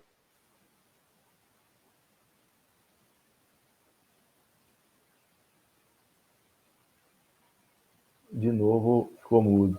De novo. Não. Está me ouvindo agora? Agora sim, agora sim. Agora sim. Tá bom. Estava falando das estratégias na rede local de saúde, correto? Isso. Isso. Aí eu estava dando um exemplo aqui com relação à população de rua. Né? A gente criou um fluxo para a saúde que o encaminhamento dos casos que a gente observa aí que tem algum sintoma, né, da Covid, ele vai ser realizado no posto de saúde mais próximo daquele usuário está. Né? E aí esse posto de saúde, né, essa unidade de saúde, seja o posto de saúde ou seja a UPA, vai ter condições aí de dimensionar se é de fato uma situação, né, de Covid ou não. Na estrutura mesmo do município, né, foi também aberta uma unidade específica para o acolhimento de população de rua que está com sintomas de Covid, né, em uma parceria com o SESC Vila Nova, e o SESC Vila Nova, eles se colocaram também muito à disposição, então, assim, os municípios que têm SESC Vila Nova, pensem nessa possibilidade de parceria, que, assim, foi muito interessante, né, assim, também registro aqui, inclusive, o nosso agradecimento ao SESC pela parceria, né, o SESC, ele cedeu gratuitamente ao município toda a questão da hospedagem, incluindo aí roupa de cama, os amenities que eles chamam, que é sabonete, shampoo, né? Então, assim, é uma parceria que foi muito importante para a gente, né, e que tem possibilitado, junto também, né, que com uma instituição que chama Darcy Ribeiro, a gente ofertar, né, proteção aos usuários em população de rua que estejam nesse cenário. Mas, então, assim, né, nesse tripézinho mesmo de planejamento, né, eu elenco esses 3 pontos como sendo fundamentais a gente pensar, né, recursos humanos, estrutura física e a gestão de atividades. Legal. Acho que foi sensacional essa organização que você fez, porque a gente vê em muitos municípios também o pessoal ainda com dificuldade, assim, por onde eu começo? Por mais que já estão vivenciando esse contexto da pandemia há muito tempo, eles ainda ficam na sinuca sobre como eu estruturo isso, como eu estruturo aquilo. Eu acho que essa essa forma como vocês organizaram e essa forma que vocês estão planejando as atividades facilita a organização, de fato, das ações que são realizadas para que elas sejam mais efetivas. Eu acho que alguns pontos que você destacou, para mim, assim, ficaram muito marcantes, sabe? Esse destaque seu sobre o papel, né? Se a gente for olhar o trabalho essencial de todos os serviços que a gente vê tipificados, em todos eles, orientação e informação está presente, né? Então, nesse contexto, de fato, a gente tem isso como uma atividade essencial que seja realizada, né? Um outro ponto que você colocou aí, essa questão da articulação. A gente fala tanto, né, da articulação, do trabalho em rede, e a gente vê como que em Belo Horizonte isso tem sido necessário, tem sido feito, não só pela escala, pelo tamanho do município, pelo tamanho da população, pela quem tem acesso, de fato, à assistência social, ao serviço, né, da assistência. Eu acho que ficou muito clara essa importância da articulação e de lançar mão a esses novos olhares, como você disse, eu ousaria dizer novos braços também nessas ações, no contato com os nossos usuários, que eu acho que é importante. E acho que um ponto que você falou e me remete lá à segunda semana nossa, quando você falou sobre o olhar para o território, o conhecimento da realidade. Eu acredito que a vigilância, e aí até aproveito para mandar um abraço para a Tiara, lá de Itaiobeiras, que eu já vi que ela estava participando aqui com a gente também, tem tido um papel fundamental aí em Belo Horizonte nessa sistematização, organização, e quase que não sei se um técnico, eu diria, mas provendo a vocês, profissionais que estão nos serviços, que estão na ponta também, informações necessárias para fazer os atendimentos, né, Regis? Não, com certeza, né? E a gente pensar, inclusive, em estratégias, Igor. É claro, gente, quando a gente está dando exemplo de Belo Horizonte, isso não significa que está tudo perfeito, está tudo funcionando excelentemente bem. Não, não é isso que a gente está falando, sabe? A gente tem desafios, assim, gigantescos, até pelo volume mesmo, né, da população que nós temos, a rede que a gente tem, etc e tal. Mas é de trazer mesmo e apresentar, assim, né, as estratégias que a gente reconhece como sendo estratégias efetivas, né? Pensando, se a gente pensar na população em situação de rua, até para pensar em outras estratégias do tipo, pedir, articular com a Copasa e com aqui em Belo Horizonte, no SUDECAP, que é meio que umas, entre aspas, uma secretaria de obras nos demais municípios, assim, né? A criação de pontos para higiene das mãos da população em situação de rua. Eu preciso de informação, né? Na onde que essas pessoas estão, né? Na onde que essas pessoas têm uma concentração maior. E aí, a partir dessa informação, a gente já leva isso para discussão, tanto com, né, aqui a SUDECAP nos municípios, de uma forma geral, a Secretaria de Obras, tanto com a Copasa, de falar, olha, o ponto de água, para ele ser efetivo, ele vai ser aqui. E aí, aqui a gente fez um levantamento, assim, de, mais ou menos, salvo engano, são 20 pontos de água que a gente, né, 20 locais que são importantes para a gente estar, né, implantando aí, né, algum sistema mesmo de higiene das mãos. E 9 deles já estão funcionando. Porque também a gente sabe que tem uma questão assim, às vezes a gente fala, tal lugar é o fundamental, mas lá você não tem uma canalização, você não tem um setor de água, você não tem como criar um ponto de rede hidráulica ali no município. E aí a gente precisa pensar uma estratégia de algum local que seja mais próximo, né? Quais vão ser essas formas mesmo de apoio.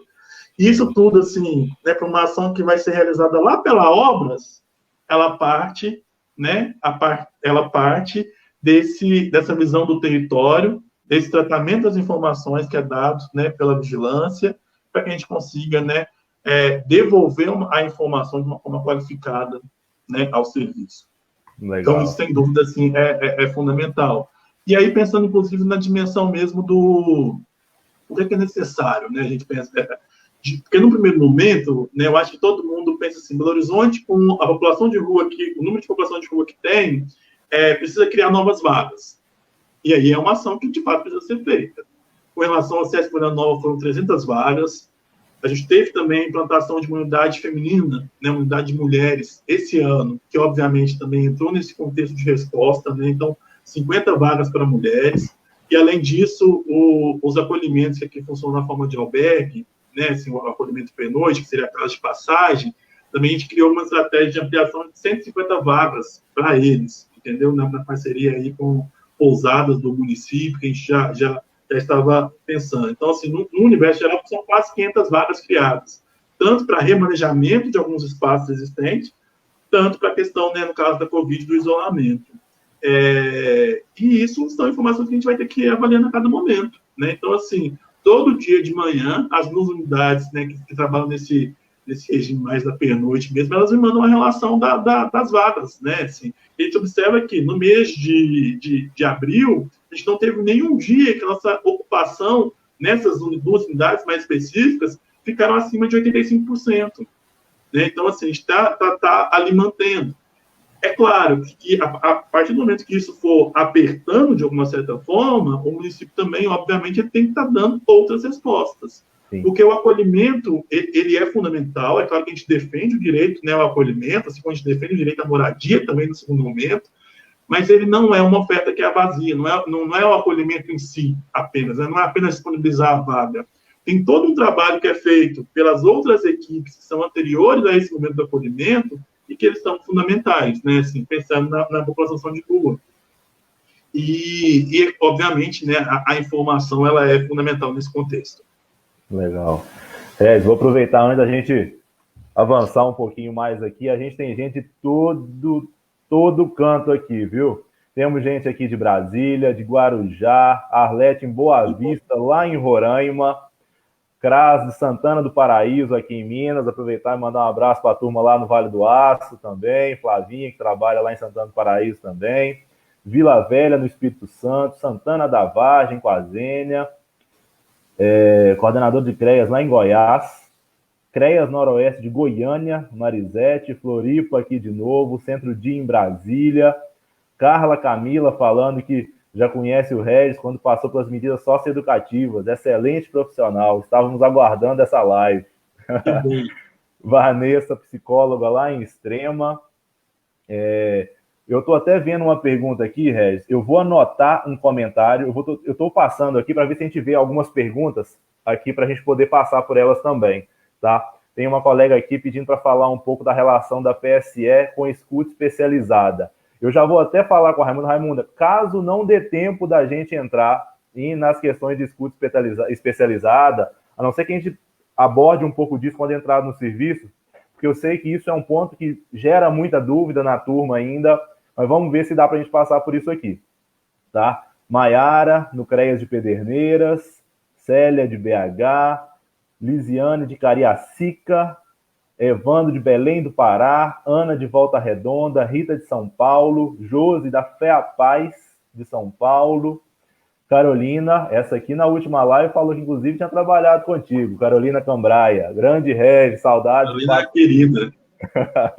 Lembro dela comentando. A Deise Aquino, que é da PSB aí, né, na BBH também. Deise, sim. Maria Isabel aqui da CEDES, Margarida Juiz de Fora, Juliana, Desterro de Melo, a Érica com a gente aqui de novo, Varginha, Volta Redonda, Sapucaia, aqui ó, Silvia do Serviço de Proteção em Situação de Calamidade Pública e Emergência aí da PBH também, Juriti no Pará, Monte Azul, Valadares, a Rosana aqui, minha amiga lá do blog Psicologia no SUAS, acompanhando a gente aqui também. Semana passada a gente bateu um super papo com ela aqui também.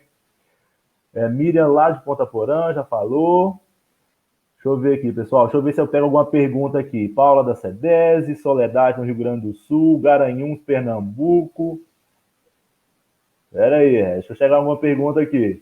Daniela da PSE de Campo Grande. Pessoal falando aqui, como você destacou aquela hora, não vamos soltar a mão de ninguém, um monte de gente postando aqui que estamos juntos. Oh, coisa boa. Não tem um psicólogo, estão frequentando para liberar a pasta. Muita gente, Regis, comentando que de fato, né, a gente tem poucas orientações técnicas no contexto da proteção especial, né? Se a gente pegar, até nas normativas do governo federal, do Ministério hoje, Ministério da Cidadania, mas no MDS, a gente tem poucos materiais sobre isso, né? Mas aí, pessoal, acho legal a gente acessar o site da Prefeitura de Belo Horizonte. A própria CEDES disponibilizou muito material legal também, tem vários materiais sobre a proteção social especial, pessoa em situação de rua, orientação técnica MSE. Inclusive, na época que vocês estavam na CEDES, muito material foi produzido também, né, Regis? Foi sim, foi sim. O pessoal pode... Eu acho que esse é um ponto assim, fundamental, né? Que é um ponto que ele é anterior à pandemia até, né? As orientações técnicas, a gente pensa no PAIF, a gente tem caderno 1, caderno 2 e o caderno de relação do PAIF com o serviço de convivência. Verdade. Né? Se a gente pensa no caderno do PAIF, a nível nacional ele não existe ainda.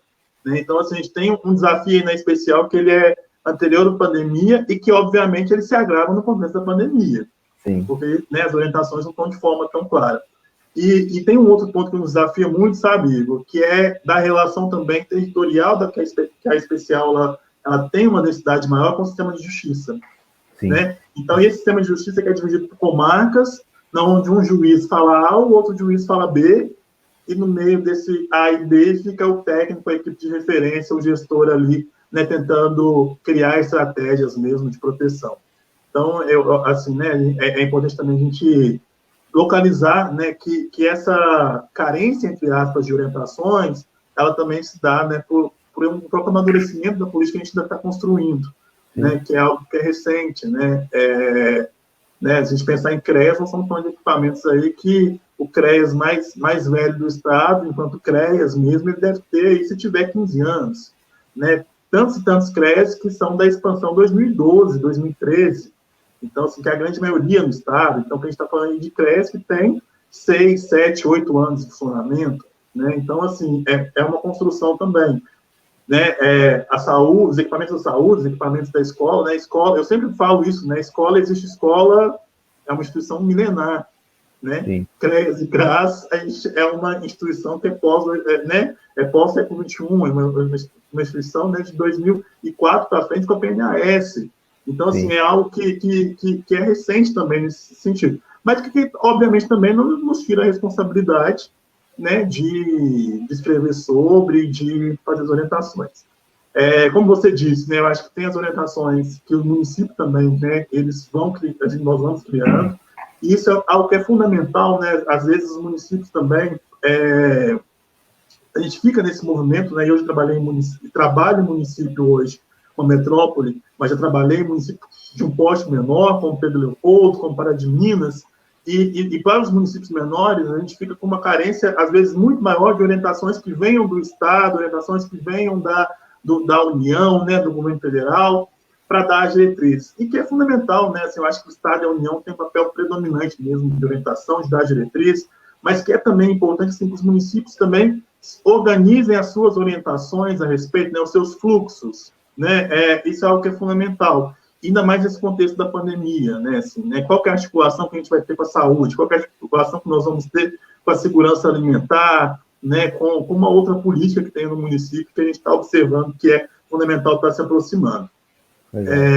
Acho que já entrando assim um pouco nos serviços também, Igor, né? Enquanto assim as orientações, é claro que tem uma questão que é dinâmica, que vai de município para município, né? Mas e aí eu vou falar, obviamente, né, do meu local de fala, que é a PBH, Prefeitura de Belo Horizonte.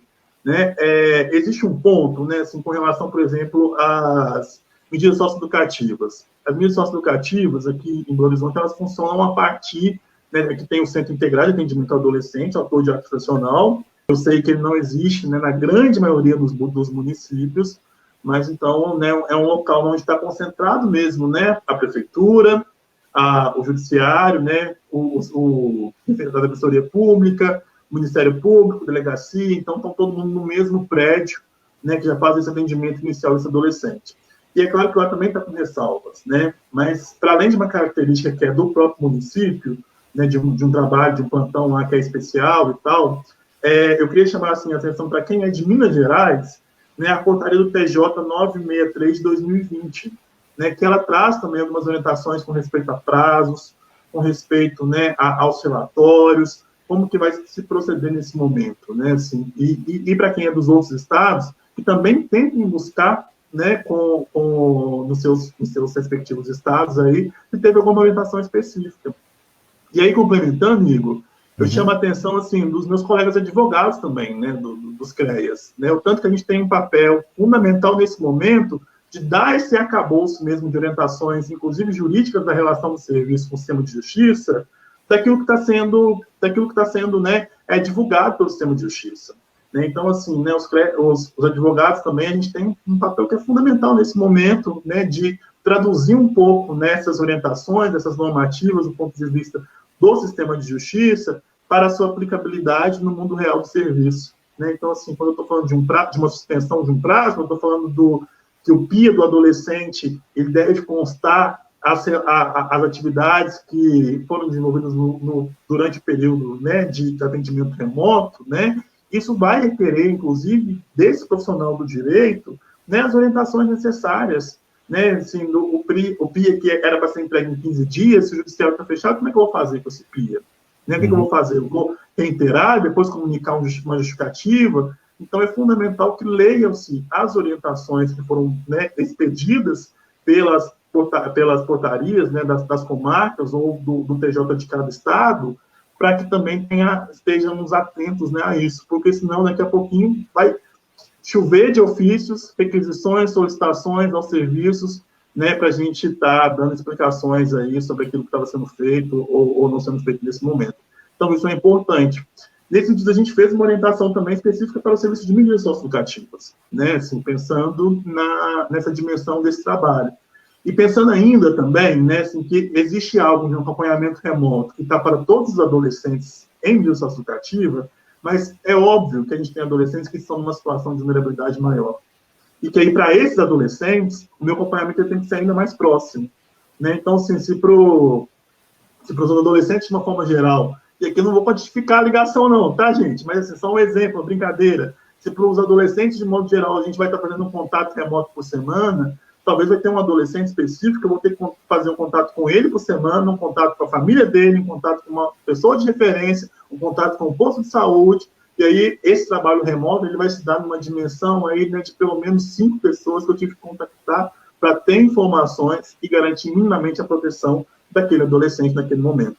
Né? Então, assim, a gente também né, fazer essa leitura de quem são, no momento de vulnerabilidade, quais são aqueles adolescentes e aqueles usuários, de uma forma geral, aquelas famílias mais vulneráveis, né? Isso é um ponto fundamental. E eu queria chamar a atenção também de um outro ponto, né, assim, que a gente tem que fazer uma defesa, é que, por exemplo, acesso a benefícios, né? Acesso a benefícios, historicamente, isso está muito vinculado à proteção básica. Então, assim, equipes da especial, nós temos que saber sobre como acessar o auxílio emergencial. Nós precisamos orientar sobre isso. Né? Assim, a especial, ela também tem um caráter que é fundamental, né, da informação, do acesso ao direito, e que perpassa por minimamente saber o fluxo de acesso. Né? Então, assim, nós profissionais da especial também temos que nos estar, né, munidos dessas informações de acesso a benefícios, de acesso a programas específicos. Né? Assim, vários municípios têm criado programas de acesso à cesta básica, seja para a segurança alimentar, seja pela assistência social, seja pela educação, como aqui no estado de Minas, né, um programa do estado que foi a questão da merenda. No município de Belo Horizonte, né, uma parceria entre as secretarias de assistência social, segurança alimentar e cidadania, Secretaria de Educação, que também, né, tem toda aí uma distribuição de cestas básicas, não apenas para as famílias dos estudantes das escolas municipais, mas também para aquelas que estão no cadastro único, para aquelas que têm algum tipo de cadastro de vulnerabilidade, né, que são trabalho autônomo, etc. e tal. Então, assim, né, situações que são muito importantes e que nós, enquanto profissionais da proteção especial, também temos que estar atento a essas informações, né, para saber transmiti-las aos nossos usuários, né, porque a gente já tem um vínculo com esse usuário. Então, a gente tem que utilizar desse vínculo para promover a informação. Então, em todos os serviços, né, pensando aí no serviço da média, a gente também perpassa essa relação do acesso aos benefícios, né, enquanto sendo algo que está para o momento e que, para a gente ofertar proteção de uma forma integral, né, é necessário estar vinculado, né, esses pontos. E aí, indo também um pouquinho assim, para a alta complexidade, Igor, eu acho que a alta complexidade ela nos traz desafios assim, ainda maiores, né? E seria, assim, obviamente, até não responsável da nossa parte querer falar de tudo isso numa live com um período curto de tempo. Claro que não é essa a proposta, né? Esgotar nesses assuntos, mas, assim, a gente pensar algumas estratégias específicas, né? A gente já conversou um pouquinho lá no início, né? Dentro da alta também a gente tem que ter essa mesma visão, né, da questão da estrutura física, da questão dos recursos humanos, da questão da gestão de atividades, mas eu queria destacar aqui, né, a importância de a gente buscar outros meios, inclusive de cofinanciamento para essa rede nesse momento, né? Aqui em Belo Horizonte, a gente teve algumas estratégias que são muito exitosas e que eu acho que, né, servem também, né, de inspiração e de incentivo mesmo para outros municípios, que foi a parceria, né, com os conselhos que têm fundo.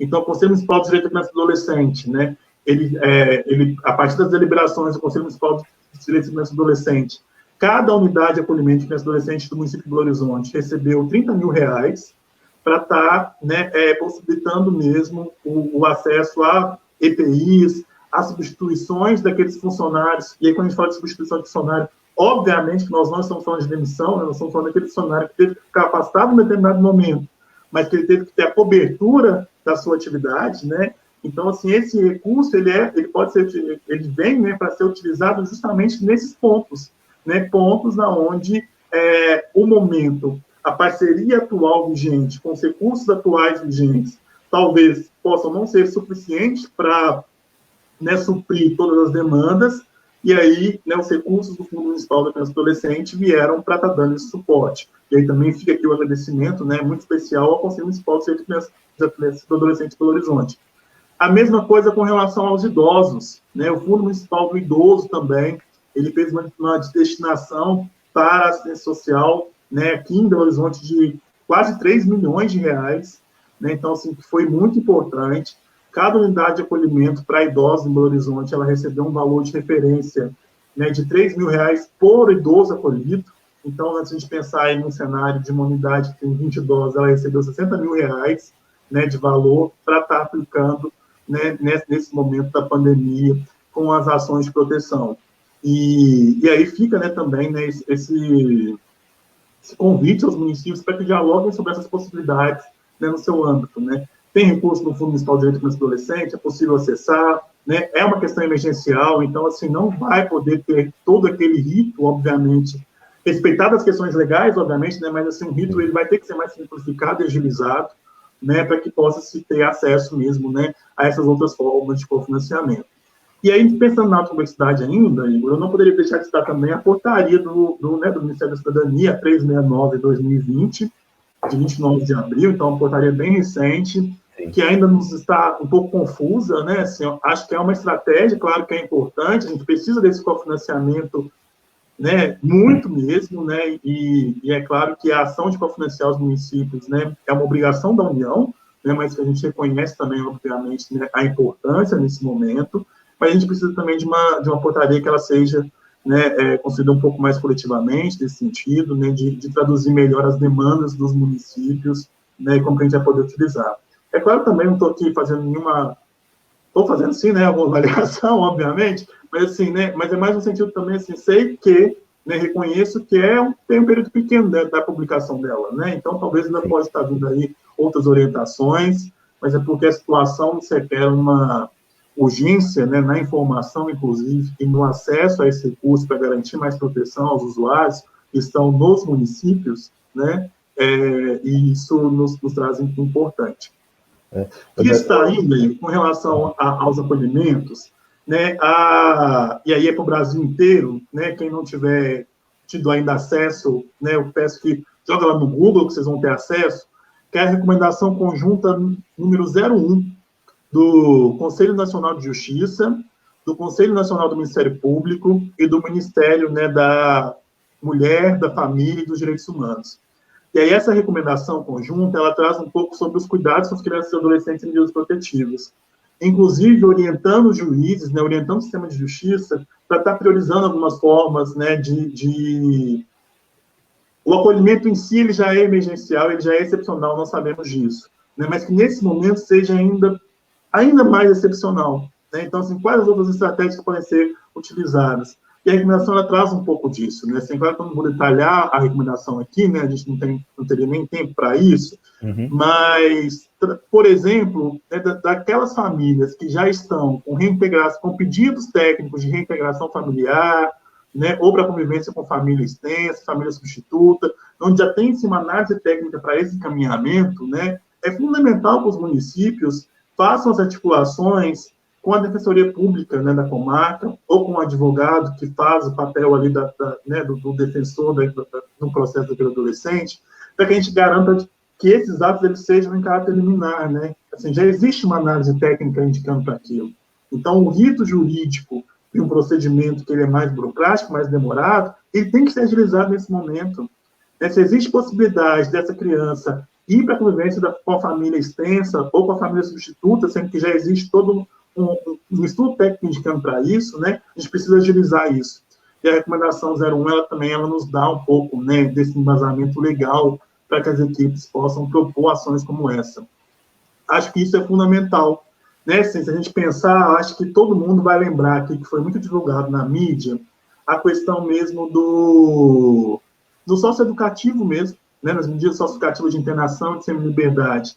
Aqueles adolescentes que já tinham, de alguma forma, algum pedido aí para progressão de medida, né, para ir para uma medida menos gravosa, ou inclusive do encerramento das medidas, isso foi agilizado, né? Isso foi feito em caráter liminar para que a gente pudesse, né, ter o maior número de adolescentes possíveis que saíssem mesmo das instituições, né, de internação e de semi-liberdade e retornassem à convivência familiar, entendendo que nesse momento, e em qualquer momento, né, assim, uma família protetiva, ela vai ter ter condições de garantir maior proteção.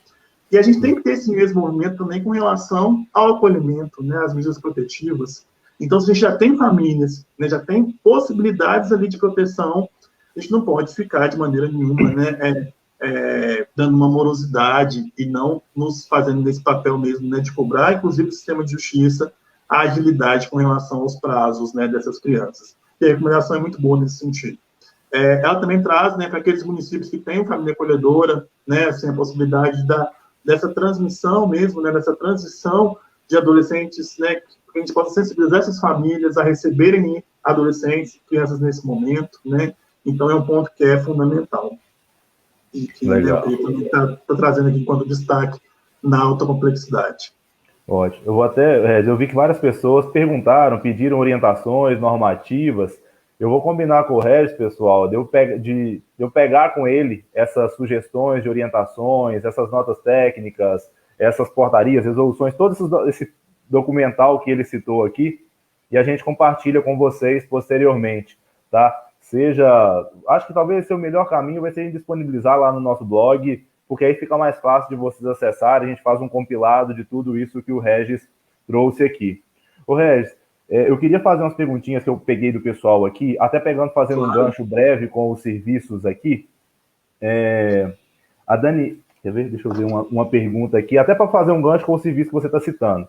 E aí trazer um pouco da realidade de vocês aí de Belo Horizonte, sobre, por exemplo, como fica, no caso da medida socioeducativa, como fica a PSC, né, a prestação de serviço à comunidade, né, nesse contexto agora, nesse processo de isolamento, nesse contexto da pandemia, que estratégias estão sendo utilizadas aí por você, se segue no cumprimento, não segue o cumprimento, como é que está sendo essa dinâmica aí? Sim.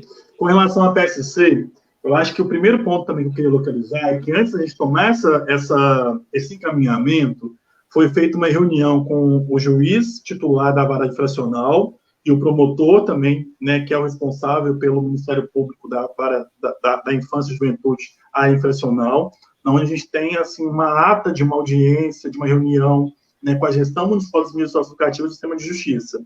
É claro que isso nos dá legalidade também, né, nos nossos encaminhamentos. Então, aqui, a PSC, a atividade no posto de trabalho, ela está suspensa. Os adolescentes, eles não estão no posto de trabalho nesse momento, né, para que eles não circulem mesmo, e considerando ainda que muitos dos postos de trabalho também estão com as atividades suspensas nesse momento, né, escolas, clubes recreativos, entre outros, né, não estão em funcionamento. Então, a PSC, o posto de trabalho, essa frente da medida, né, do posto de trabalho, ela está suspensa. Agora, o acompanhamento do adolescente, ele continua de maneira remota, né, então, a partir da incidência de vulnerabilidade mesmo aqui do adolescente, a equipe técnica, ela deve, obviamente, né, estar monitorando, estar fazendo esse acompanhamento remoto desses adolescentes. Agora, a atividade do posto de trabalho em si, ela permanece suspensa. No caso da LA também, segue o acompanhamento, mudando com essa adaptação na estratégia, mas segue o acompanhamento?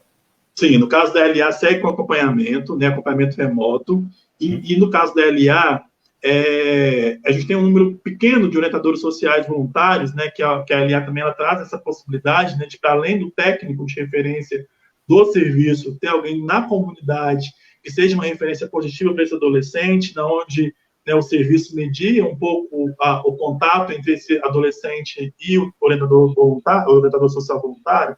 Então, esse contato também com os orientadores sociais voluntários, ele está né, suspensa nesse momento. Mas o acompanhamento remoto, ele permanece. Vou fazer um gancho aqui. A Daniele Freire fez uma pergunta específica sobre centro-dia para idosos que têm com Alzheimer, por exemplo. E um desafio que ela destacou aqui é eles não terem o entendimento sobre a necessidade de proteção, né? Eu sei que se trata de uma questão muito específica, né, no caso da doença aqui, mas aí eu estenderia não só para esse contexto, sobre as pessoas não terem o entendimento da proteção, mas também, inclusive, para as estratégias que vocês estão utilizando para pessoas em situação de rua, ou pessoas com caso de drogadição, por exemplo, que possa dificultar essa compreensão, que estratégias que vocês estão utilizando. Então, se você puder trazer um pouquinho desse contexto, tanto dos idosos, quanto das pessoas em situação de rua, ou vivenciando alguma questão relacionada à drogadição também, se puder compartilhar com a gente. Sim, com relação, primeiro que com relação ao centro-dia, o centro-dia de Belo Horizonte, né, o centro-dia que é ofertado, que é executado pela Prefeitura, né, de Belo Horizonte, centro-dia para idosos, ele teve suas atividades suspensas, temporariamente. Então, está todo o processo de reavaliação, né, para retomada mesmo dessas atividades, mas nesse momento os idosos, né, não estão indo para o centro-dia, né, para esse acompanhamento. A equipe também continua no trabalho remoto, inclusive criando estratégias né, sobre a nossa orientação, essas estratégias mesmo de tentar traduzir um pouco a questão da proteção. Quando você traz na questão do Alzheimer, né, e aí também eu não sei qual que é o grau, né, já de comprometimento do usuário. A gente vai ter usuários que vão ter um grau muito elevado e que, de fato, a gente vai ter que cuidar, né, para que essa proteção ela aconteça no dia a dia, muito à base mesmo da supervisão, né, do não pode, de interromper uma determinada ação, porque aquela ação está colocando ele em risco, né, dessa contenção ocupacional mesmo ali. A gente tem outros que vão ter, né, que vão conseguir assimilar, né, algum tipo de informação. Então, também, assim, dividir um pouco, assim, qual que é o cenário é importante, né, assim, né, e ainda que essas orientações, elas se deem, Igor, de uma forma muito, quase que na base mesmo, assim, da repetição também, né, assim, então, as equipes, elas têm, e aí não apenas do centro-dia, né, assim, mas as equipes, de uma forma geral, elas têm gravado alguns videozinhos para os usuários e encaminhado, sabe? Legal. Porque também aquilo ali remonta também um vínculo que já é existente. Então, assim, quando eu digo, assim, tem que lá, o técnico olhar para a parede e ver lá a plaquinha do tem que lavar a mão, o usuário receber também um videozinho falando com alguém que ele tem uma relação de confiança, que ele tem que tomar essas medidas de higiene, né, também é algo que a gente considera importante, né, que a gente tem incentivado. Ainda com relação, embora o centro-dia, como eu disse, né, ele não esteja nesse momento com funcionamento na unidade centro-dia, né, o acompanhamento está se dando de uma forma mais remota, o serviço no domicílio, que é o mesmo serviço, né, só que ofertado em equipamentos diferentes, né, o serviço no domicílio, pessoas idosas e com deficiência, ele continua funcionando para aqueles casos que foram avaliados como sendo fundamentais.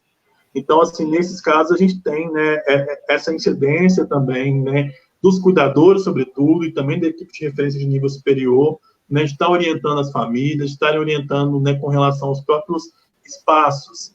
E aí o terapeuta ocupacional da equipe, né, ele tem também, assim, um papel que é muito fundamental, né, inclusive nessa organização espaço aéreo da casa, né, assim, né, olha, talvez se a gente propor a adequação desse determinado móvel aqui, que é de local, etc e tal, se a cama estiver mais próxima, né, da janela. Então, isso tudo vai poder auxiliar mesmo, né, para esse contexto de prevenção. Mas que também vem muito a partir do caso a caso, né, do plano individual de atendimento, né, do plano de desenvolvimento do usuário, né, no caso do centro-dia, como é o nome citado, né, o plano de desenvolvimento do usuário, PDU, para a gente pensar essas estratégias. Com relação à drogadição, né, a equipe do consultório de rua também, né, tem sido aqui em Belo Horizonte uma grande parceria nesse sentido. E aí, Igor, tem algum ponto assim, que eu acho que é importante também, né, assim, eu sei que como a gente tem um espaço específico para o isolamento social da população em situação de rua, isso também nos coloca numa situação de privilégio, né, porque a gente pode ter por onde caminhar, né, e eu acho que a grande dificuldade de muitos municípios é não ter esse espaço de caminhamento, né, que dificulta, obviamente, as possibilidades de oferta, mas é construir dentro daquilo que se tem numa rede, né, o que é possível mesmo, né, e com o apoio da Secretaria de Saúde, obviamente, das outras políticas, porque, né, não é uma pauta que a assistência vai vencer sozinha, obviamente. Mas aí, focando, né, na questão da drogadição, como você estava dizendo, né, eu acho que tem esse acompanhamento da referência da equipe de saúde mental, que ele é fundamental, e que, inclusive, eles é que vão nos passar muito do que é possível, qual o grau de intervenção é possível para esse momento, né? Mas a equipe de especialidade de abordagem, sobretudo, e também das unidades de acolhimento, elas têm trabalhado também muito na base mesmo da informação, da sensibilização, da repetição dessa informação, né? Porque às vezes a gente vai conseguir, num espaço de tempo um pouco, né, mais extenso, não é algo que vai ser tão imediato assim, mas muito nessa rede mesmo, né? E contando também com o apoio dos movimentos sociais, né, da pastoral de rua, de todo mundo que está envolvido, que é uma rede muito grande, que eu não vou me arriscar estar citando, né, uma a uma, mas todos são fundamentais mesmo na garantia de proteção desses usuários. Legal. O Regis, eu queria até te fazer uma pergunta também, até fazendo um gancho, como você falou, sobre o fato de vocês terem, digamos, uma estrutura, né, para poder isolar, para poder encaminhar esses profissionais. E a Carla, eu vou até expandir um pouquinho essa pergunta para além da PSE, mas pegando todo esse background que você tem aí de articulação com os outros níveis de proteção também. Nos municípios de pequeno porte, como você destacou, a gente ainda tem pouca presença do serviço de fato da proteção especial de forma estruturada, com os equipamentos, né, disponíveis. Né? Isso aqui em Minas, por exemplo, que 80% dos municípios são de pequeno porte, né? Essa é uma realidade. A Camila, deixa eu ver, não, foi a Marisa, comentou sobre isso aqui. E aí até seria uma dica sua sobre como que as ações da proteção especial, e aí vamos colocar assim, o que parece que é da especial de fato, né, se a gente olhar pela tipificação, como violação de direitos, situações de violência, poderiam ser realizadas ou organizadas, visto que só há os equipamentos da proteção básica, sabe? Como que você vê isso para minimizar de fato os problemas, o que vai decorrer de fato da ausência desses, e aí eu diria, né, da ausência do RH, da estrutura física e do próprio serviço nos municípios de pequeno porte, né? Entendi, Igor. Assim, eu acho que é claro que a situação em si, né, como eu disse no início, ela é uma situação de maior complexidade. Por isso ela é caracterizada como uma emergência ou uma calamidade dos municípios. Eu acho que a gente tem que abrir mão daquilo que a rede tem para estar ofertando, né? Então, e para além da rede também, né? Quando a gente pensa aqui em Belo Horizonte, a parceria com a rede hoteleira, né? Inclusive do próprio Sesc Vila Nova, isso é uma possibilidade no município, né? No município de pequeno porte. Lá, muito provavelmente não vai ter Sesc Vila Nova, mas vai ter um hotel que está praticamente fechado também, porque não está recebendo hóspedes, né? Então, assim, é possível criar algum tipo de estratégia com essa rede hoteleira no município para garantir esse espaço de acolhida, né? Se é possível, excelente, vamos, né, tratar desse ponto mesmo de intervenção. Se não é, qual que é a outra rede de proteção que a gente pode estar lançando mão? É em parceria com a educação? É em parceria com os movimentos sociais, com as entidades e tal? Eu acho que todas essas redes, elas são fundamentais na oferta de proteção. Mas a gente não pode também, né, a gente não deve ignorar que a assistência tem, per si, né, inclusive está na nossa lei orgânica de assistência social, a primazia das ações estatais. Então, é fundamental que a gente conte, sim, com a rede de apoio que existe no município, da sociedade civil organizada, dos empresários, do comércio, da população de forma geral, mas isso tem que ser capitaneado pelo Estado, né? E aí, quando eu digo Estado, obviamente, né, assim, é pelo ente federado que ali está representado, né? É o município. A nível estadual, a Secretaria de Estado também tem que apoiar esses municípios, que a nível nacional também, obviamente, né, ter incentivo para que esses municípios possam fazer, né, algumas ações. Eu observo, assim, né, que em todo município a gente tem pessoas que estão dispostas a apoiar, né? E o apoio em si, ele é muito bem-vindo, né? Mas ele tem que ser um apoio também que a gente consiga trazer esse apoio para dentro da política de assistência social. Né? A gente não pode estar retornando aí às velhas práticas anteriores ao SUAS, né? Muito focadas no assistencialismo, etc. e tal, que todos que estão nos assistindo aqui hoje que estão, principalmente, né, estão até esse momento, né, tem uma clareza muito grande, tenho certeza disso, né, que a gente está num outro momento do SUAS. Mas que essa rede, sim, ela é uma rede de apoio. Agora, a capitania dessa rede, né, ela é estatal. Então, acho que os municípios, a gente tem que estar trazendo em voga, é isso. E como que a gente faz isso? Né? Fortalecendo o Conselho Municipal de Assistência Social, então, assim, né, acompanhando, cobrando as proposições do Conselho, inclusive nesse momento. E aí, quando a gente vê também alguns conselhos que não estão se reunindo, que não estão reunindo com certa regularidade, isso, obviamente, vai nos trazer outros desafios, né? Inclusive esses, né, de organização de uma rede no município que oferte proteção. Legal. Agora, só voltando lá nas dimensões do RH que você fez, a gente está falando muito aqui, de fato, você citou no começo essa preocupação e a proteção também com os profissionais, com os técnicos, né? E quando a gente está falando desses desafios que os técnicos estão vivendo, e aí fazendo um gancho com a pergunta da Carla Camila, a gente precisa de dar um apoio para os técnicos também, para além dos EPIs, né, Regis? Assim, esse contexto que eles estão vivendo, do enfrentamento, de estar em contato com os usuários nesse momento tão difícil, exige, né, e aí eu falo vocês, enquanto mais voltado com a gestão, né, que tem aí, de fato, vários profissionais sob a orientação de vocês, né? Como que vocês estão trabalhando isso no dia a dia também, Regis? Assim, de orientar esses profissionais, pensando na saúde mental mesmo deles, sabe? De mostrar a importância do trabalho deles, mas manter eles bem também, na medida do possível, mostrando a importância deles, de fato, de atender a esse profissional, aos usuários, né, de uma forma geral no serviço. Sim, eu acho que é um ponto, Igor, que a gente tem que avançar, obviamente, né? A gente ainda pode fazer muito mais nesse sentido mesmo, desse cuidado com o usuário, com o trabalhador, né? Mas algumas ações também que têm sido feitas. E aí eu vou te dar algumas ações práticas e algumas ações que eu vou chamar aqui de simbólicas, digamos assim, né? Enquanto uma ação prática, né, logo lá no início da pandemia, todos os serviços que possuem parceria com o município de Belo Horizonte na área da assistência, nós encaminhamos um ofício para eles, dando para eles a legalidade de poder utilizar recursos da parceria para essas ações de proteção.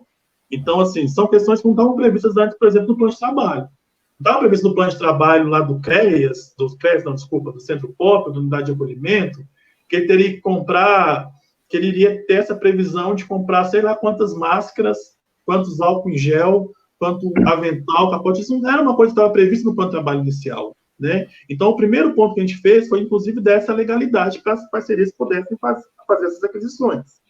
Né? Então, esse é um ponto que é fundamental. Por quê? Porque o trabalhador também, se ele tem se ele está visualizando ali, né, que a gestão, que a unidade, ela está comprando, equipando, dando esses insumos mesmo de proteção, obviamente essa tensão com o trabalho, ela vai existir, né, ela existe, mas ela vai ser menor do que aquele profissional que sequer está tendo acesso aos itens básicos de proteção. Então, acho que tem esse que é um ponto que é importante. Um outro ponto a gente, né, que é um trabalho, inclusive, político mesmo, né, e que eu convido a todos nós para estarmos, né, fazendo, que é o de reconhecer esses profissionais enquanto sendo essenciais. Quem é de Belo Horizonte, né, eu acho que mais ou menos na segunda ou terceira semana do mês de abril, viu uma propaganda que a Prefeitura de Belo Horizonte fez em agradecimento aos profissionais. No primeiro momento, esses agradecimentos eles foram muito o quê? Aos profissionais da saúde. E aí a gente consegue incluir isso na comunicação de que não, o agradecimento não são só os profissionais da saúde, são os profissionais da assistência também. E aí, né, uma propaganda que está passando aí na Globo, no horário, né, de agradecer esses servidores, e que também coloca esse agradecimento ao servidor da assistência, é também reconhecer esse servidor enquanto sendo fundamental, né, enquanto sendo essencial na garantia de proteção social nesse momento. Então, isso também tem um valor que é importante. Então, assim, né, os municípios, de uma forma geral, a gente precisa colocar na agenda pública esse ser essencial mesmo enquanto assistência social. E isso a gente vai utilizar, inclusive, né, da mídia para fazer isso, porque a gente tem também que divulgar, né, e reconhecer publicamente os nossos trabalhadores.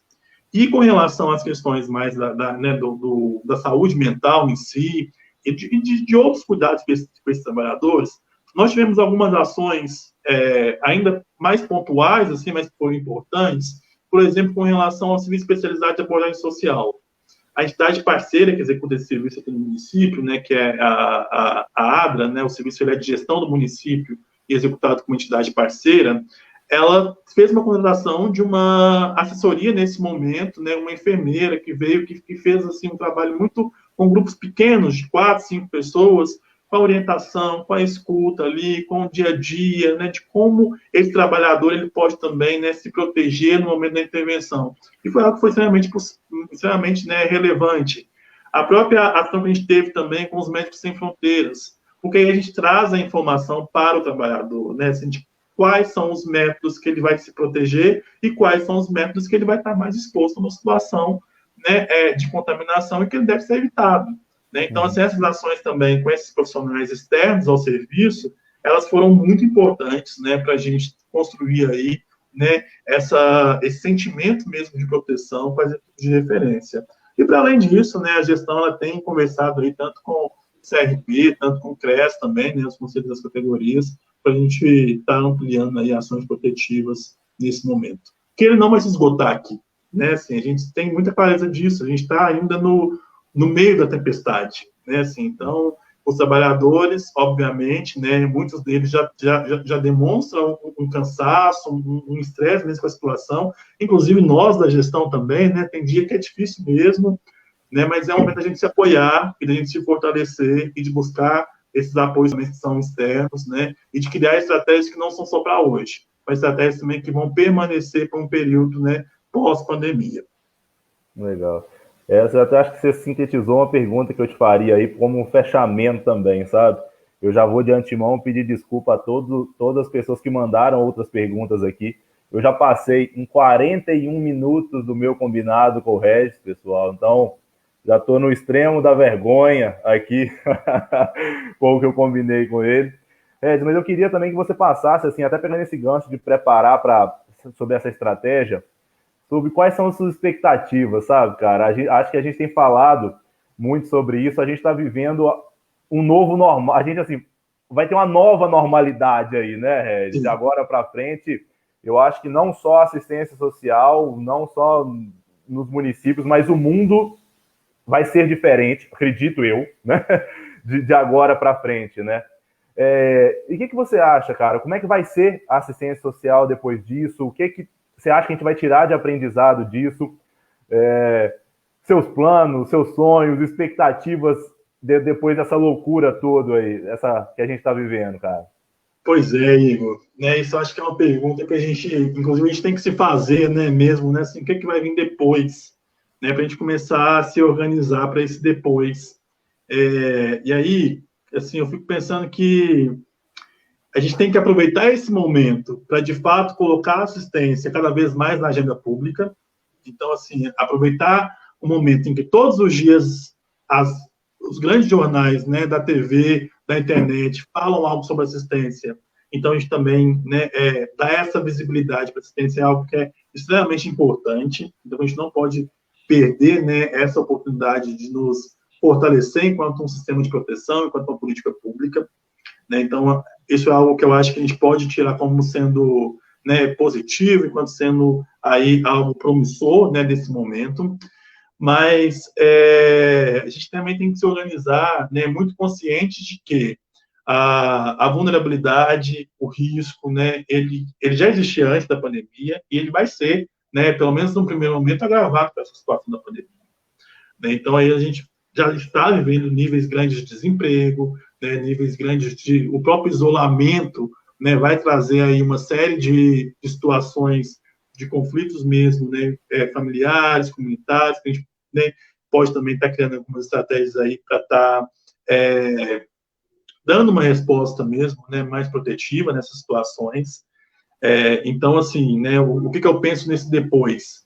Eu penso que a gente vai ter uma assistência social que ela vai se pautar, obviamente, né, pela presença, mas também nós vamos aprender a utilizar outros meios que nós não tínhamos antes, né? A assistência social, de uma forma geral, ela é muito presencial mesmo, né? A gente gosta disso, a gente gosta de fazer reunião junto, a gente gosta de olhar no olho do usuário, dar um abraço, né? Pegar na mão, etc e tal, fazer a visita, conhecer a realidade. Acho que isso vão ser, né, ações que a gente vai ter que repensar, pelo menos a médio prazo, assim, né? Assim, essa normalidade de poder chegar e apertar a mão de outra pessoa e de não andar de máscara na rua e se aglomerar na mesa do boteco, né? Isso é algo que vai demorar um pouquinho ainda, né? Assim, né? E que a gente vai ter que pensar algumas estratégias, assim, para isso. E no ponto de vista da assistência, assim, como que nós vamos garantir convivência familiar e comunitária, né? Como que o estar junto ele vai poder existir, ainda que estejamos fisicamente separados, né? Então, acho que esse é um desafio que fica para a assistência. Como criar redes protetivas, né, no território, na onde tenha assim, uma comunicação efetiva, na onde tenha o cuidado mesmo, né, entre essas famílias que estejam no território, mas que não necessariamente esse cuidado ele vai poder se dar numa dimensão da presença física. Né? Então, se a gente reinventar nesse aspecto, vai ser algo que vai ser fundamental, né? E a gente vai ter que aprender a fazer uma assistência nesse sentido, né? Acho que é um desafio que a saúde também passa, obviamente, né, com a telemedicina, com as consultas online, etc. e tal, e que a gente também vai ter que aprender, né, a fazer nas nossas práticas. E o que eu espero, cara, fundo do meu coração, é que isso passe, é que a gente possa, muito em breve, né, ter os nossos momentos mesmo de afeto com as pessoas que a gente gosta, que a gente veja que a política de assistência social, né, ela de fato ela foi efetiva, ela ajudou a salvar vidas nesse momento, né, e a gente tem um reconhecimento de um sistema público de assistência social que ele seja valorizado, que esse governo federal, né, acorde para essas situações e, por mais que seja difícil esperar algo, né, do ponto de vista nacional, mas que a gente consiga sair disso mais fortes, mais unidos, né, em prol de um objetivo mais comum, que é o objetivo da proteção, né, das vulnerabilidades. Né, uma grande amiga e pessoa que eu trabalho junto há um tempo, né, grande inspiradora mesmo, né, Simone Albuquerque, ela sempre fala isso, né, num país tão desigual, a assistência social é um direito social. Então, né, que a gente consiga, né, efetivar esse direito à assistência para toda a população. Legal, Regis. Cara, aqui, como já a colega disse ali para trás, que aula, viu? Que aula. São mais de 1h40 aqui. Até pegar um gancho, cara. Mande meu abraço para Simone, para Rose, para o Zé Cruz também aí na secretaria. Parabéns mesmo por todo esse trabalho que vocês estão fazendo aí. Eu acho que foi sensacional esse momento que a gente teve de compartilhar, de você trazer as suas vivências.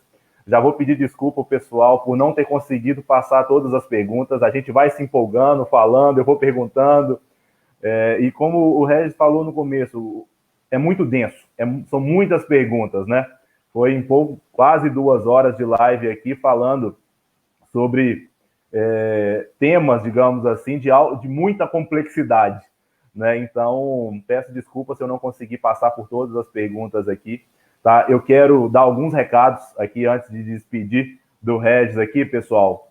O primeiro deles é que a gente fez uma divulgação falando que a próxima live seria na quinta-feira, às 16 horas, mas, na verdade, a live vai ser às 17 horas na quinta-feira, tá? A gente vai falar com a Valquíria, que é diretora da Proteção Social Especial de Diadema, lá no ABC Paulista. Vai ser um papo também muito legal, tenho certeza disso. Quero dar um recadinho para vocês também sobre aqueles municípios que solicitaram acesso ao GESUAS Covid-19, que é aquela plataforma gratuita que a gente está ofertando para os municípios, para permitir o registro de agendamento, de atendimento, para fazer esse monitoramento das ações que estão sendo realizadas agora, fazer a gestão dos benefícios eventuais, fazer o monitoramento das vagas nas unidades de recolhimento. A gente criou um módulo específico e gratuito para vocês nesse momento de pandemia. Como a gente teve muita demanda, pessoal, a gente vai receber as demandas, as solicitações até a próxima sexta-feira, tá? E a gente vai ter que fechar um pacote, fechar um lote, porque a gente precisa de implementar. São mais de 100 municípios que já solicitaram a adesão, então a gente está dentro desse processo. Para quem perguntou sobre aonde a gente tem os conteúdos do blog, é só acessar o blog.gsuas.com.br, lá vão ter os conteúdos. Eu vou alinhar com o Regis aqui também para a gente tentar fazer um compilado dessas normativas que poderiam ajudar vocês. Acho que de recado são esses que eu gostaria de passar. E já me lembraram aqui. Quero pedir a vocês para curtir a gente, seguir a gente, assinar a gente nas nossas redes sociais.